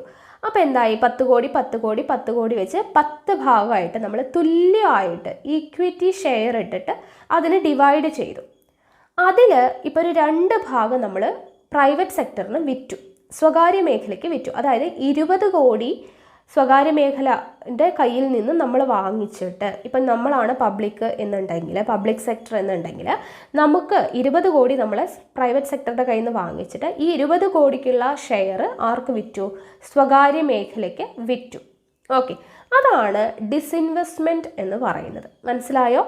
100 കോടി ആസ്തിയുള്ളൊരു പബ്ലിക് സെക്ടറിൽ വരുന്നൊരു സ്ഥാപനം, അതിനെ 10 ഭാഗമായിട്ട് ഡിവൈഡ് ചെയ്തിട്ട് അതിലൊരു 2 ഭാഗം നമ്മൾ സ്വകാര്യ മേഖലയ്ക്ക് വിറ്റു. അതായത് 20 കോടി ഇങ്ങോട്ട് വാങ്ങിച്ചിട്ട് അത് അങ്ങോട്ട് സ്വകാര്യ മേഖലയ്ക്ക് 20 കോടിയുടെ സംഭവങ്ങൾ വിറ്റു. അതാണ് ഉദ്ദേശിക്കുന്നത് കേട്ടോ. മനസ്സിലാവാൻ വേണ്ടി പറഞ്ഞേ ഉള്ളൂ ഡിസിൻവെസ്റ്റ്മെൻറ്റ് എന്ന് പറയുന്നത്. ഓക്കെ, ഒരു ഈക്വിറ്റി ഷെയർ സ്വകാര്യ മേഖലയ്ക്ക് വിൽക്കുക. ഓക്കെ, ഇനി നമുക്കതൊന്ന് വായിക്കാം. പൊതുമേഖലാ സ്ഥാപനങ്ങളുടെ ഓഹരികൾ ഭാഗികമായി സ്വകാര്യ മേഖലയ്ക്ക് വിൽക്കുന്നതിനെയാണ് മൂലധന നിക്ഷേപ സ്വകാര്യവൽക്കരണം. ഡിസ്ഇൻവെസ്റ്റ്മെന്റിന്റെ മലയാളമാണ് മൂലധന നിക്ഷേപ സ്വകാര്യവൽക്കരണം. നമുക്ക് പരീക്ഷയ്ക്ക് ചിലപ്പോൾ മലയാളത്തിലായിരിക്കും. അപ്പോൾ അതൊന്ന് നിങ്ങൾ വേർഡ്സ് ഒക്കെ പഠിച്ചു വയ്ക്കുക കേട്ടോ. പൊതുമേഖലാ സ്ഥാപനങ്ങളുടെ ഓഹരികൾ ഭാഗികമായി, ഓക്കെ, കംപ്ലീറ്റ് ആയിട്ടല്ല, പൊതുമേഖലാ സ്ഥാപനങ്ങളുടെ ഓഹരികളാണ് പറയുന്നത് അല്ലേ. ഇപ്പോൾ ഒരു ഓഹരി എന്ന് പറയുന്നത് എന്താണ്, നമ്മളിപ്പോൾ പറഞ്ഞല്ലേ, ഇപ്പോൾ 100 കോടി ഉള്ളതിനെ 10 ഭാഗമായിട്ട് മാറ്റുമ്പോൾ അതിന് 10 ഓഹരികളുണ്ട്, അതിനെ 10 ഭാഗമാക്കിയിട്ട് മാറ്റി. അതിൽ ഒരു ഓഹരിയാണ് നമ്മൾ ആർക്കും ഇപ്പോൾ 20 കോടിയുടെ മുതലെന്ന് പറയുമ്പോൾ അതിലൊരു 2 ഓഹരിയാണ് നമ്മൾ സ്വകാര്യ മേഖലയ്ക്ക് വിറ്റു എന്ന് പറഞ്ഞത്. അപ്പോൾ പൊതുമേഖലാ സ്ഥാപനങ്ങളുടെ ഓഹരികൾ ഭാഗികമായി എന്ത് ചെയ്യുകയാണ്, സ്വകാര്യ മേഖലയ്ക്ക് വിൽക്കുകയാണ്. ഇതിനെയാണ് മൂലധന നിക്ഷേപ സ്വകാര്യവൽക്കരണം അല്ലെങ്കിൽ ഡിസ്ഇൻവെസ്റ്റ്മെന്റ് എന്ന് പറയുന്നത്. ഓക്കെ, സാമ്പത്തിക അച്ചടക്കവും ആധുനികവൽക്കരണവും കൊണ്ടുവരിക എന്നതായിരുന്നു ഓഹരി വിൽപ്പനയിലൂടെ സർക്കാർ ലക്ഷ്യമിട്ടത്. അപ്പോൾ ഈ ഓഹരി വിൽപ്പനയിലൂടെ ലക്ഷ്യമിട്ടത് എന്താണ്, ആധുനികവൽക്കരണവും അതുപോലെ തന്നെ എന്താണ് അവിടെ ഒരു ലക്ഷ്യം, ഉയർച്ചയാണ്. ഓക്കെ, സമ്പദ് വ്യവസ്ഥയിൽ ഉണ്ടാവുന്ന ഒരു ഉയർച്ചയുമാണ് അവിടെ ലക്ഷ്യമിട്ടത്.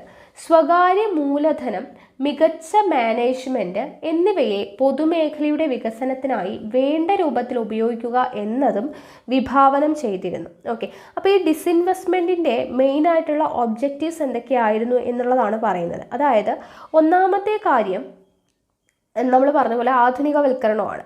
ദെൻ ഗവൺമെൻറ്റിൻ്റെ സാമ്പത്തിക ബാധ്യതയെല്ലാം ഒന്ന് കുറച്ച് കൊണ്ടുവരിക. അതുപോലെ തന്നെ എഫിഷ്യൻസി കൂട്ടുക. ഈ പബ്ലിക് സെക്ടറായിട്ട് ഇരിക്കുമ്പോൾ ഉള്ള ആ സ്ഥാപനത്തിൻ്റെ എഫിഷ്യൻസി കുറച്ചുകൂടെ ഇമ്പ്രൂവ് ചെയ്യുക എന്നുള്ളത്. പിന്നെ ഫിനാൻഷ്യൽ സിറ്റുവേഷൻ എന്ത് ചെയ്യുക, ഇമ്പ്രൂവ് ചെയ്യുക.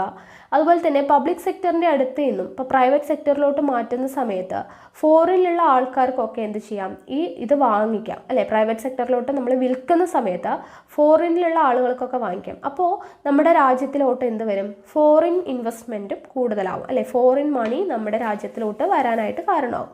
അപ്പോൾ അങ്ങനെയുള്ള കുറച്ച് ലക്ഷ്യങ്ങളാണ് ഈ ഡിസ്ഇൻവെസ്റ്റ്മെൻറ്റിന് ഉണ്ടായിരുന്നത്. ഓക്കെ, അപ്പോൾ സാമ്പത്തിക അച്ചടക്കം ഉണ്ടാവും, ആധുനികവൽക്കരണം, ദെൻ സ്വകാര്യ മൂലധനം, മികച്ച മാനേജ്മെന്റ് എന്നിവയെ പൊതുമേഖലയുടെ വികസനത്തിനായി വേണ്ട രീതിയിൽ ഉപയോഗിക്കുക എന്നുള്ളതും വിഭാവനം ചെയ്തിരുന്നു അല്ലെ. ഇപ്പം നമ്മുടെ സ്വകാര്യ മേഖലയിലോട്ട് ഒരു സാധനം വിൽക്കുമ്പോൾ അവരുടെ സ്വകാര്യ മൂലധനമാവുന്ന സമയത്ത്, അതായത് അവരുടേതാവുന്ന സമയത്ത് അവരതിനെ കുറച്ചും കൂടെ നല്ലൊരു രീതിയിൽ മാനേജ് ചെയ്യും അല്ലേ.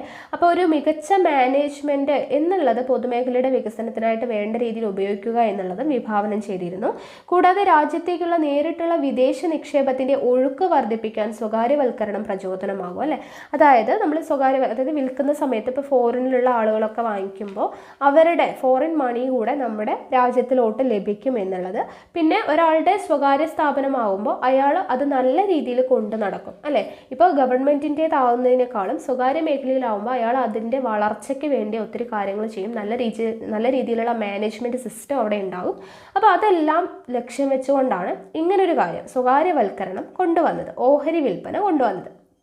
ഓക്കെ, പൊതുമേഖലയുടെ കാര്യക്ഷമത വർദ്ധിപ്പിക്കുന്നതിന് മാനേജ്മെൻറ്റ് സംബന്ധമായിട്ടുള്ള തീരുമാനമെടുക്കാൻ ഇവയ്ക്ക് സ്വയം ഭരണാധികാരം നൽകി. ഓക്കെ, പൊതുമേഖലയുടെ കാര്യക്ഷമത വർദ്ധിപ്പിക്കുന്നതിന് വേണ്ടി എന്ത് ചെയ്തു, മാനേജ്മെൻറ്റ് സംബന്ധമായിട്ടുള്ള തീരുമാനമെടുക്കാൻ ഇവയ്ക്ക് സ്വയം ഭരണാധികാരം നൽകി. ഉദാഹരണത്തിന് ചില പൊതുമേഖലാ സ്ഥാപനങ്ങൾക്ക് മഹാരത്നങ്ങൾ, നവരത്നങ്ങൾ, മിനിരത്നങ്ങൾ എന്നീ പ്രത്യേക പദവികൾ നൽകുകയുണ്ടായി. അതാണ് എക്സാമ്പിൾ എന്ന് പറയുന്നത്. ഓക്കെ, അപ്പം നവരത്ന കമ്പനികളും പൊതുമേഖലാ നയങ്ങളും എന്ന് പറഞ്ഞ് ഇവിടെ കൊടുത്തിട്ടുണ്ട്. അത് നിങ്ങൾ ജസ്റ്റ് ഒന്ന് വായിച്ച് നോക്കുക കേട്ടോ. ഓക്കെ, ഇനി അടുത്തത് നോക്കുക, ആഗോളവൽക്കരണം. അപ്പോൾ നമ്മൾ എന്തൊക്കെ പഠിച്ചു, ഉദാരവൽക്കരണം പഠിച്ചു, സ്വകാര്യവൽക്കരണം പഠിച്ചു. ഇനി അടുത്തത് ആഗോളവൽക്കരണം, ഗ്ലോബലൈസേഷൻ. എന്താണ് ആഗോളവൽക്കരണം അല്ലെങ്കിൽ ഗ്ലോബലൈസേഷൻ എന്ന് പറയുന്നത്? അതായത് ലോകത്തെ മൊത്തം ഒരു കുടക്കീഴിലാക്കി മാറ്റുക എന്നൊക്കെ നമുക്ക് സിമ്പിളായിട്ട് പറയാം. ഓക്കെ, ലോകത്തെ മൊത്തം എന്താക്കുക, ഒരു കുടക്കീഴിലാക്കുക. അതായത് നമ്മുടെ രാജ്യത്തിൻ്റെ സമ്പദ്ഘടനയെ ലോകത്തിൻ്റെ സമ്പദ്ഘടനയുമായിട്ട് സമന്വയിപ്പിക്കുക. അതാണ് ഗ്ലോബലൈസേഷൻ കൊണ്ട് ഉദ്ദേശിക്കുന്നത്. ഓക്കെ, പല പല രാജ്യങ്ങളുണ്ടാകും. അപ്പോൾ ഈ എല്ലാ രാജ്യങ്ങളും തമ്മിൽ നല്ലൊരു നെറ്റ്വർക്ക് ക്രിയേറ്റ് ചെയ്യുക, എല്ലാവരും എല്ലാവരുടെയും പോയി ട്രേഡ് ചെയ്യാനുള്ള എല്ലാ സൗകര്യങ്ങളും, അങ്ങനെയുള്ള മൊത്തത്തിൽ എന്താണ് എല്ലാ രാഷ്ട്രങ്ങളും തമ്മിലുള്ള ഒരു നല്ലൊരു നെറ്റ്വർക്കിംഗ് ഉണ്ടാവുക. എല്ലാം എന്താണ് സമ്പദ്ഘടനയെല്ലാം തന്നെ നമ്മുടെ രാജ്യത്തിൻ്റെ സമ്പദ്ഘടനയും ലോകത്തിൻ്റെ സമ്പദ്ഘടനയും കൂടെ ഒന്നാക്കുക, സമന്വയിപ്പിക്കുക. ഓക്കെ, അതാണ് ഗ്ലോബലൈസേഷൻ കൊണ്ട് ഉദ്ദേശിക്കുന്നത്. നോക്കാം. അപ്പോൾ ഈ ഗ്ലോബലൈസേഷൻ്റെ ഭാഗമായിട്ട് ഇന്ത്യയിൽ സംഭവിച്ചിട്ടുള്ള പ്രധാനപ്പെട്ട ഒരു കാര്യം എന്ന് പറയുന്നത് ഔട്ട്സോഴ്സിംഗ് ആണ് കേട്ടോ. ഔട്ട്സോഴ്സിംഗ് അത് നമ്മൾ പറയാം. ഓക്കെ, ആദ്യം നമുക്കൊന്ന് ജസ്റ്റ് ഒന്ന് വായിക്കാം. രാജ്യത്തിൻ്റെ സമ്പദ് വ്യവസ്ഥ ആഗോള സമ്പദ് വ്യവസ്ഥയുമായിട്ട് സമന്വയിപ്പിക്കുന്നതിനെയാണ് ആഗോളവൽക്കരണം കൊണ്ട് സാധാരണയായിട്ട് അർത്ഥമാക്കുന്നത്. എങ്കിലും ഇത് വളരെ സങ്കീർണമായ ഒരു പ്രതിഭാസമാണ്. നമ്മൾ പറഞ്ഞ പോലെ സിമ്പിളായിട്ട് പറയുകയാണെങ്കിൽ നമ്മുടെ രാജ്യത്തിൻ്റെ സമ്പദ് വ്യവസ്ഥ ആഗോള സമ്പദ് വ്യവസ്ഥയുമായിട്ട്, ലോകത്തിൻ്റെ സമ്പദ് വ്യവസ്ഥയുമായിട്ട് സമന്വയിപ്പിക്കുക, അതാണ് ആഗോളവൽക്കരണം എന്ന് പറയുന്നത്. അപ്പോൾ ലോകത്തെ കൂടുതൽ പരസ്പര ആശ്രയത്വമുള്ളതായിട്ടും കൂട്ടിച്ചേർക്കുന്നതുമായിട്ടുള്ള നയങ്ങളുടെ പരിണിത ഫലമാണ് ആഗോളവൽക്കരണം. സാമ്പത്തികവും സാമൂഹികവും ഭൂമിശാസ്ത്രപരവുമായിട്ടുള്ള അതിരുകളില്ലാത്ത പ്രവർത്തന ശൃംഖലകൾ സൃഷ്ടിക്കലാണ് ഇതിലുള്ളത്. ഓക്കെ, സാമ്പത്തികമായിട്ടുള്ള സാമൂഹികപരമായിട്ടുള്ള ഭൂമിശാസ്ത്രപരമായിട്ടുള്ള അതിരുകളില്ലാത്ത പ്രവർത്തന ശൃംഖലകൾ, ലോകത്തിലുള്ള എല്ലാ രാഷ്ട്രങ്ങൾ തമ്മിലും പരസ്പരം അങ്ങോട്ടും ഇങ്ങോട്ടും അതിരുകളൊന്നുമില്ലാതെ ഉള്ള പ്രവർത്തന ശൃംഖലകൾ സൃഷ്ടിക്കുക എന്നുള്ളതാണ് ഈ ഗ്ലോബലൈസേഷൻ കൊണ്ട് ഉദ്ദേശിക്കുന്നത്. യാതൊരു തരത്തിലുള്ള അതിരുകളും ഇല്ല. ആഗോളവൽക്കരണത്തിൻ്റെ ഭാഗമായി പുറം രാജ്യങ്ങളിൽ സംഭവിക്കുന്ന മാറ്റങ്ങളുടെ ഓളങ്ങൾ നമ്മുടെ രാജ്യത്തേക്കും എത്തിച്ചേരുന്നു. അപ്പോൾ ഓരോ രാഷ്ട്രങ്ങൾ തമ്മിൽ അതിരുകളില്ല, ആർക്ക് എവിടെ വേണമെങ്കിലും വന്ന് ട്രേഡ് ചെയ്യാം, അങ്ങനെയുള്ള കാര്യങ്ങളൊക്കെ ആവുമ്പോഴത്തേനും അവരുടെ രാജ്യങ്ങളിൽ എന്തൊക്കെ മാറ്റങ്ങൾ സംഭവിക്കുന്നു അതെല്ലാം നമ്മുടെ രാജ്യത്തേക്കും കൂടെ എന്ത് ചെയ്യുന്നു, എത്തിച്ചേരുന്നു. തൽഫലമായി അതൊരു അതിരുകളില്ലാത്ത ഏക ലോകമായിട്ട് മാറുന്നു. ഓക്കെ, അപ്പോൾ അതിരുകളില്ലാത്ത ഒരു ഏക ലോകമായിട്ട്, ലോകം മുഴുവനായിട്ട് ഒറ്റ ഇതായിട്ട് മാറുന്നു എന്നുള്ള രീതിയിലാണ്. അതാണ് നമ്മുടെ ഗ്ലോബലൈസേഷൻ എന്ന് പറയുന്നത്. അപ്പോൾ ഞാൻ പറഞ്ഞു, ഗ്ലോബലൈസേഷൻ്റെ ഭാഗമായിട്ട് ഇന്ത്യയിൽ സംഭവിച്ച പ്രധാനപ്പെട്ട ഒരു കാര്യമാണ് ഔട്ട്സോഴ്സിങ്. അതായത് ഔട്ട്സോഴ്സിങ് എന്ന് പറഞ്ഞാൽ മലയാളത്തിൽ പുറം പണിക്കരാർ എന്ന് പറയും. പുറം പണിക്കരാർ അല്ലെങ്കിൽ ഔട്ട്സോഴ്സിങ്. അപ്പോൾ ഇത് മനസ്സിലാവാൻ വേണ്ടിയിട്ട് ഞാൻ ജസ്റ്റ് ഒന്ന് പറയാം. അതായത് ഇപ്പോൾ ഒരു വലിയൊരു ഫാക്ടറി ഉണ്ട്, അവിടെ നമുക്ക് എന്താണ് പല പല ജോലികളും ഉണ്ടാവും അല്ലേ. വലിയൊരു ഫാക്ടറി ആണെങ്കിൽ ഇഷ്ടം പോലെ ജോലികളുണ്ടാവും. അപ്പോൾ അവിടുത്തെ ജോലികളെല്ലാം അവർ തന്നെ ചെയ്യില്ല. ചില ജോലികളൊക്കെ ഇപ്പോൾ പൈസ കൊടുത്തിട്ട് മറ്റുള്ളവരെ ഏൽപ്പിക്കും അല്ലേ. അതായത് മറ്റൊരു ഏജൻസിയെ ഏൽപ്പിക്കും. ഓക്കെ, ഇപ്പോൾ പുറത്ത് ഉള്ള ഒരു കമ്പനിയാണ്, വലിയൊരു കമ്പനിയാണ്. ഓക്കെ, വിദേശത്ത് വർക്ക് ചെയ്യുന്ന വലിയൊരു കമ്പനിയാണ്. അപ്പോൾ അവിടെ തന്നെ ഇപ്പോൾ IT ബേസ്ഡ് ആണെന്ന് വിചാരിക്കാം. അപ്പോൾ IT ബേസ്ഡ് ഒരു കമ്പനിയാണ്. അപ്പോൾ അവിടെ പല പല ഇഷ്ടം പോലെ ജോലികളുണ്ട്. അപ്പോൾ അവിടെ ചില ഡിപ്പാർട്ട്മെൻറ്റ്, അതായത് ഇപ്പോൾ എഡിറ്റിംഗ് സെക്ഷൻ, എഡിറ്റിങ്ങിനൊക്കെ വേണ്ടിയിട്ട് വേറെ ഒരു കമ്പനി അല്ലെങ്കിൽ വേറെ ഒരു ഏജൻസിയെ അവരെ ഏൽപ്പിക്കുകയാണ്. നിങ്ങൾ ഇന്ന കാര്യങ്ങളൊക്കെ ഞങ്ങൾക്ക് ചെയ്തു തരണം എന്ന് പറഞ്ഞ് പൈസ കൊടുത്ത് മറ്റൊരു കമ്പനിയെ കൊണ്ട് അവരെ ചെയ്യിപ്പിക്കുകയാണ്. ഇല്ലെങ്കിൽ സിമ്പിളായിട്ട് പറയുകയാണെങ്കിൽ ഇപ്പം നമ്മുടെ ഇവിടെ സാധാരണ ഒരു ഷൂ ഉണ്ടാക്കുന്ന ഒരു ഫാക്ടറിയാണെന്ന് വിചാരിക്കാം. ഓക്കെ, അപ്പോൾ അവിടെ പല പല ജോലികളുണ്ടാവും അല്ലേ. അവരുടെ റോ മെറ്റീരിയൽസ് കളക്ട് ചെയ്യണം, ഷൂ മേക്ക് ചെയ്യണം. അപ്പോൾ അവിടെ പല ജോലികളും ഉണ്ടാവും. അപ്പോൾ അവിടുത്തെ ഒരു ക്ലീനിങ് എന്ന് പറയുന്ന ഒരു സെക്ഷൻ ഉണ്ടാവും അല്ലേ. ഈ മെറ്റീരിയൽസും അസംസ്കൃത വസ്തുക്കളൊക്കെ ഉപയോഗിച്ച് ഉണ്ടാക്കുന്ന കുറേയധികം വേസ്റ്റും കാര്യങ്ങളൊക്കെ മാനേജ് ചെയ്യാൻ വേണ്ടിയിട്ട് അവർക്ക് അവിടെ പറ്റാത്തതുകൊണ്ട് അവർ വേറൊരു മാനേജ്മെൻറ്റ് സിസ്റ്റത്തെ ഉണ്ടാക്കുന്നു, അല്ലെങ്കിൽ ഒരു ഏജൻസിയെ അവർ പൈസ കൊടുത്ത് ചെയ്യിപ്പിക്കുന്നു. ഇവിടെയുള്ള വേസ്റ്റൊക്കെ കളക്ട് ചെയ്ത് ക്ലീനിങ് സെക്ഷൻ നിങ്ങൾ ചെയ്യണം എന്ന് പറഞ്ഞ് പൈസ കൊടുത്ത് ഏൽപ്പിക്കുന്നു. ഓക്കെ, അപ്പോൾ അങ്ങനെ മറ്റുള്ളവരെ നമ്മൾ പൈസ കൊടുത്ത് ജോലി ചെയ്യാൻ വേണ്ടി ഏൽപ്പിക്കുകയാണ്. നമ്മുടെ കമ്പനിയുടെ ജോലികൾ മറ്റൊരു ഏജൻസിയെ ഏൽപ്പിക്കുന്നു. അതിനെയാണ് നമ്മൾ എന്തെന്ന് പറയുക, ഔട്ട്സോഴ്സിംഗ് എന്ന് പറയുക, പുറം പണി കരാർ. ഓക്കെ, പുറത്തുള്ളവർക്ക് പൈസ കൊടുത്തിട്ട് നമ്മൾ പണി ചെയ്യിപ്പിക്കുന്നു. അതാണ് പുറം പണിക്കരാർ, ഔട്ട്സോഴ്സിംഗ് എന്നതുകൊണ്ട് ഉദ്ദേശിക്കുന്നത്. ഓക്കെ, അപ്പോൾ അതൊന്ന് നമുക്ക് നോക്കാം. ആഗോളവൽക്കരണത്തിൻ്റെ പ്രധാന ഫലങ്ങളിൽ ഒന്നാണ് പുറം പണിക്കരാർ അല്ലെങ്കിൽ ഔട്ട്സോഴ്സിംഗ് എന്ന് പറയുന്നത്. ഓക്കെ, ഒരു കമ്പനിക്ക് മുൻകാലങ്ങളിൽ രാജ്യത്തിനകത്തു നിന്ന് തന്നെ നൽകപ്പെട്ടിരുന്ന സേവനങ്ങൾ, അതായത് നിയമോപദേശം, കമ്പ്യൂട്ടർ സേവനം, പരസ്യം, സുരക്ഷ തുടങ്ങിയ കമ്പനിയുടെ അതാത് വിഭാഗങ്ങളാണ് നൽകിയിരുന്നത്. ഇപ്പോൾ പുറത്തുനിന്നും, പ്രത്യേകിച്ച് വിദേശ രാജ്യങ്ങളിൽ നിന്നും സ്വീകരിക്കുന്നു. ഓക്കെ, ഒരു കമ്പനിക്ക് മുൻകാലങ്ങളിൽ ആദ്യമൊക്കെ നമ്മുടെ രാജ്യത്തിനകത്ത് തന്നെ ചെയ്തുകൊണ്ടിരുന്നതാണ്. നിയമോപദേശമായാലും കമ്പ്യൂട്ടർ സേവനമായാലും പരസ്യം, സുരക്ഷ, ഇങ്ങനെയുള്ള എല്ലാ കാര്യങ്ങളും നമ്മുടെ രാജ്യത്തിനകത്ത് തന്നെ ചെയ്തുകൊണ്ടിരുന്നതാണ്.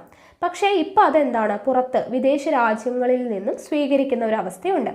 വാർത്താവിനിമയ ബന്ധത്തിലുണ്ടായ വലിയ വികസനം, പ്രത്യേകിച്ചും വിവരസാങ്കേതിക വിദ്യയുടെ വികസനം, ഒരു സാമ്പത്തിക പ്രവർത്തനം എന്ന നിലയിൽ പുറം പണി കരാറിനെ, ഔട്ട്സോഴ്സിനെ അടുത്ത കാലത്തായി കൂടുതൽ ശക്തിപ്പെടുത്തിയിട്ടുണ്ട്. ശബ്ദാധിഷ്ഠിത ബിസിനസ് പ്രക്രിയകൾ, വോയിസ് ബേസ്ഡ് ബിസിനസ്, അതായത് പൊതുവെ പറയുന്ന പേര് കോൾ സെൻറ്ററുകൾ. ഓക്കെ, കോൾ സെൻറ്റർ എന്താണെന്ന് അറിയാലോ. അതുപോലെ രേഖകൾ സൂക്ഷിക്കൽ, റെക്കോർഡുകളൊക്കെ സൂക്ഷിക്കൽ, അക്കൗണ്ടൻസി, ബാങ്കുകളുടെ സേവനങ്ങൾ, സംഗീത റെക്കോർഡിംഗ്, സിനിമ എഡിറ്റിംഗ്, പുസ്തകം പകർത്തി എഴുതൽ, ചികിത്സാ സംബന്ധമായ ഉപദേശങ്ങൾ, അധ്യാപനം തുടങ്ങിയ സേവനങ്ങൾ വികസിത രാജ്യങ്ങളിലെ കമ്പനികൾ ഇന്ത്യയിൽ നിന്നും പുറം കരാർ പണിപ്രകാരം വാങ്ങിക്കുന്നു. ഓക്കെ, അപ്പോൾ ഇന്ത്യയിൽ നിന്നും ഈ പറഞ്ഞ കാര്യങ്ങളൊക്കെ ഇപ്പോൾ എന്തൊക്കെയാണ് നമ്മൾ പറഞ്ഞത്? കോൾ സെൻറ്ററുകൾ, രേഖകൾ സൂക്ഷിക്കൽ, അക്കൗണ്ടൻസി, ബാങ്കുകളുടെ സേവനങ്ങൾ, സംഗീത റെക്കോർഡിംഗ്, സിനിമ എഡിറ്റിംഗ്, പുസ്തകം പകർത്തി എഴുതൽ, ചികിത്സാ സംബന്ധമായിട്ടുള്ള ഉപദേശങ്ങൾ, അധ്യാപനം. അപ്പോൾ ഇങ്ങനെയുള്ള സേവനങ്ങൾക്കൊക്കെ വികസിത രാജ്യങ്ങൾ ആരെയാണ് ഈ പുറം കരാർ പണി പ്രകാരം, ഔട്ട്സോഴ്സിംഗ് പ്രകാരം ആരെയാണ് ആശ്രയിക്കുന്നത്? ഇന്ത്യയാണ്. അപ്പോൾ ഇന്ത്യക്ക് പൈസ കൊടുത്ത് ഇന്ത്യയിലുള്ളവരെ കൊണ്ട് ഈ പണികളൊക്കെ ചെയ്യിക്കും. കാരണം എന്താണ്, നമ്മുടെ ഇന്ത്യ എന്ന് പറയുമ്പോൾ ഒത്തിരി അൺഎംപ്ലോയീസ് ഉള്ള ഒരു രാജ്യമാണ് അല്ലേ. അതായത് ഒത്തിരി പേരുണ്ട്, പഠിച്ച ഒത്തിരി പേരുണ്ടെങ്കിലും ജോലിയില്ലാത്ത ഒരുപാട് ആളുകൾ നമ്മുടെ ഇന്ത്യയിലുണ്ട്. അതുപോലെ തന്നെ ഒരുപാട് സ്കില്ലുള്ള വ്യക്തിത്വങ്ങളുള്ള രാജ്യമാണ് നമ്മുടെ ഇന്ത്യ അല്ലെ. ഒരുപാട് കഴിവുകളുള്ള, നല്ല തലയുള്ള, നല്ല ബുദ്ധിയുള്ള ആളുകളുള്ള രാജ്യമാണ്. ഒരുപാട് യൂത്തൊക്കെ നല്ല നല്ല കഴിവുള്ളവരാണ്. ഇപ്പോൾ IT ഇൻഡസ്ട്രിയിലൊക്കെ ഭയങ്കരമായിട്ട് എക്സലൻ്റ് ആയിട്ട് നല്ല ടാലൻറ്റഡ് ആയിട്ടുള്ള ഒരുപാട് പേഴ്സൺസിനെ നമുക്ക് കാണാൻ പറ്റും. അപ്പോൾ അങ്ങനെയുള്ളവരാണ്. അപ്പോൾ വിദേശ രാജ്യങ്ങൾ, വികസിത രാജ്യങ്ങൾ എന്താണ് ചെയ്യുന്നതെന്ന് വെച്ചാൽ അവർക്ക് ഇങ്ങനെയുള്ള പണികൾ ചെയ്യാൻ വേണ്ടിയിട്ട് അവരെന്ത് ചെയ്യും? ഇന്ത്യയിലുള്ള ഇങ്ങനെയുള്ള ആളുകളെ, ഇല്ലെങ്കിൽ ഇങ്ങനെയുള്ള ആളുകൾ വർക്ക് ചെയ്യുന്ന കമ്പനികളെ അവരെ അപ്രോച്ച് ചെയ്യും. അവരെ പൈസ കൊടുത്തിട്ട്, എന്തുകൊണ്ടാണ് അവരെ ഇന്ത്യക്കാരെ കൊണ്ട് ചെയ്യുന്നത്? ഇവിടെ തൊഴിലില്ലായ്മയുണ്ട്. അപ്പോൾ അതിനനുസരിച്ചിട്ട് അവരത് മുതലാക്കും. പിന്നെ ഇവിടെ ചീപ്പ് റേറ്റിന് നല്ല സ്കില്ലുള്ള ആളുകളെ കിട്ടും. നമുക്ക് ജോലി കുറവായതുകൊണ്ട് തന്നെ ഇവിടെ നമുക്ക് അവിടെ ഉള്ളതിനേക്കാളും, ആ വികസിത രാജ്യങ്ങളിൽ അവിടെയുള്ളവർക്ക് കൊടുക്കുന്ന സാലറിനേക്കാളും കുറച്ച് സാലറി ആർക്ക് കൊടുത്താൽ മതി? ഇന്ത്യക്കാർക്ക് കൊടുത്താൽ മതി. അപ്പോൾ നമ്മളെ സ്കില്ലുള്ള ആളുകളെ ചീപ്പ് റേറ്റിന് കിട്ടുന്ന സമയത്ത് അവർ മാക്സിമം അതിന് നമ്മൾ പ്രയോജനപ്പെടുത്തും. ഓക്കെ, അപ്പോൾ അതാണ് ഔട്ട്സോഴ്സിംഗ് എന്നതുകൊണ്ട് ഉദ്ദേശിക്കുന്നത്. ഓക്കെ, അപ്പോൾ ഈ സേവനങ്ങളുമായി ബന്ധപ്പെട്ട വാചകങ്ങൾ, ചിത്രങ്ങൾ, ശബ്ദങ്ങൾ എന്നിവ സംഖ്യാരൂപത്തിലാക്കി ആധുനിക വാർത്താവിനിമയ സംവിധാനമായിട്ടുള്ള ഇൻ്റർനെറ്റിൻ്റെ സഹായത്തോടു കൂടിയിട്ട് മറ്റു രാജ്യങ്ങളിലേക്കും ഭൂഖണ്ഡങ്ങളിലേക്കും സംപ്രേഷണം ചെയ്യപ്പെടുന്നു. ഓക്കെ, വൈദഗ്ധ്യമേറിയ സൂക്ഷ്മതയോടുകൂടിയ മനുഷ്യശേഷി വിഭവങ്ങൾ, കുറഞ്ഞ വേതനം എന്നിവ മൂലം മിക്കവാറും ബഹുരാഷ്ട്ര കമ്പനികളും ചെറിയ കമ്പനികളും അവരുടെ സേവനങ്ങൾ പുറം കരാർ പണിയിലൂടെ ഇന്ത്യക്ക് നൽകുന്നു. അപ്പോൾ ഇന്ത്യക്ക് നൽകുന്നതിനുള്ള കാരണമാണ് ഞാൻ നേരത്തെ പറഞ്ഞത് തന്നെ. വൈദഗ്ധ്യമേറിയ സൂക്ഷ്മതയോട് കൂടിയിട്ടുള്ള മനുഷ്യശേഷി വിഭവങ്ങൾ, മാൻ പവർ. ഓക്കെ, നല്ല സ്കില്ലുള്ള ആളുകളാണ് ഇവിടെയുള്ളത്. കുറഞ്ഞ വേതനം, അവർക്ക് കുറച്ച് സാലറി കൊടുത്താൽ മതി. ഓക്കെ, അപ്പോൾ അങ്ങനെയുള്ള കുറച്ച് ചീപ്പ് റേറ്റിന് നല്ല സ്കില്ലുള്ള ആളുകളുടെ ജോലി ചെയ്യാൻ നന്നായിട്ട് ചെയ്യുന്ന ആളുകളെ കിട്ടുന്ന സമയത്ത് അവർ മിക്കവാറും എല്ലാ ബഹുരാഷ്ട്ര കമ്പനികളും ആരെയാണ്? പുറം കരാർ പണിയിലൂടെ, ഔട്ട്സോഴ്സിങ്ങിലൂടെ ഇന്ത്യക്കാണ് നൽകുന്നത്. അപ്പോൾ കുറഞ്ഞ വേതന നിരക്ക്, വിദഗ്ധ തൊഴിലാളികളുടെ ലഭ്യത എന്നിവ സാമ്പത്തിക പരിഷ്കരണത്തിന് ശേഷമുള്ള കാലഘട്ടത്തിൽ പുറം കരാർ പണിയുടെ ഒരു ആഗോള കേന്ദ്രമായി ഇന്ത്യയെ മാറ്റിയിരിക്കുന്നു. അപ്പോൾ ഇന്ത്യ എന്ന് പറയുന്നത് ഔട്ട്സോഴ്സിങ്ങിൽ ഇപ്പോൾ ഒത്തിരിയായിട്ട് ചെയ്യുന്നുണ്ട്. ഓക്കെ, അപ്പോൾ അതുകൊണ്ടാണ് ചീപ്പ് റേറ്റിന് നല്ല ക്രിയേറ്റിവിറ്റിയുള്ള, നല്ല സ്കില്ലുള്ള ആളുകളെ കിട്ടുന്നു എന്നുള്ളത് കൊണ്ടാണ് എന്ത് ചെയ്യുന്നത്? ഇങ്ങനെ ഔട്ട്സോഴ്സിങ്ങിന് വേണ്ടിയിട്ട് ഇന്ത്യയെ പല ബഹുരാഷ്ട്ര കമ്പനികളും നമ്മളെ അപ്രോച്ച് ചെയ്യുന്നത്. ഓക്കെ, അപ്പോൾ ഇതാണ് ഔട്ട്സോഴ്സിംഗ് എന്നതുകൊണ്ട് ഉദ്ദേശിക്കുന്നത്. ഓക്കെ ആണല്ലോ. അപ്പോൾ അത് ആഗോളവൽക്കരണത്തിൻ്റെ ഭാഗമായിട്ട് വന്നതാണ് ഔട്ട്സോഴ്സിംഗ്, അത് മറക്കരുത്. ഓക്കെ, ഇനി അടുത്തത് നമുക്ക് പഠിക്കാനുള്ളതാണ് ലോക വ്യാപാര സംഘടന, അതായത് വേൾഡ് ട്രേഡ് ഓർഗനൈസേഷൻ, WTO. എല്ലാവരും കേട്ടിട്ടുണ്ടാവും അല്ലേ? നോക്കുക, ഗാട്ട് എന്ന സംഘടനയുടെ ഗാട്ട് എന്താണ്? General agreement on tariff and trade. അതാണ് ഗാട്ടിൻ്റെ പിൻഗാമിയായിട്ട് 1995 ലോകവ്യാപാര സംഘടന നിലവിൽ വന്നത്.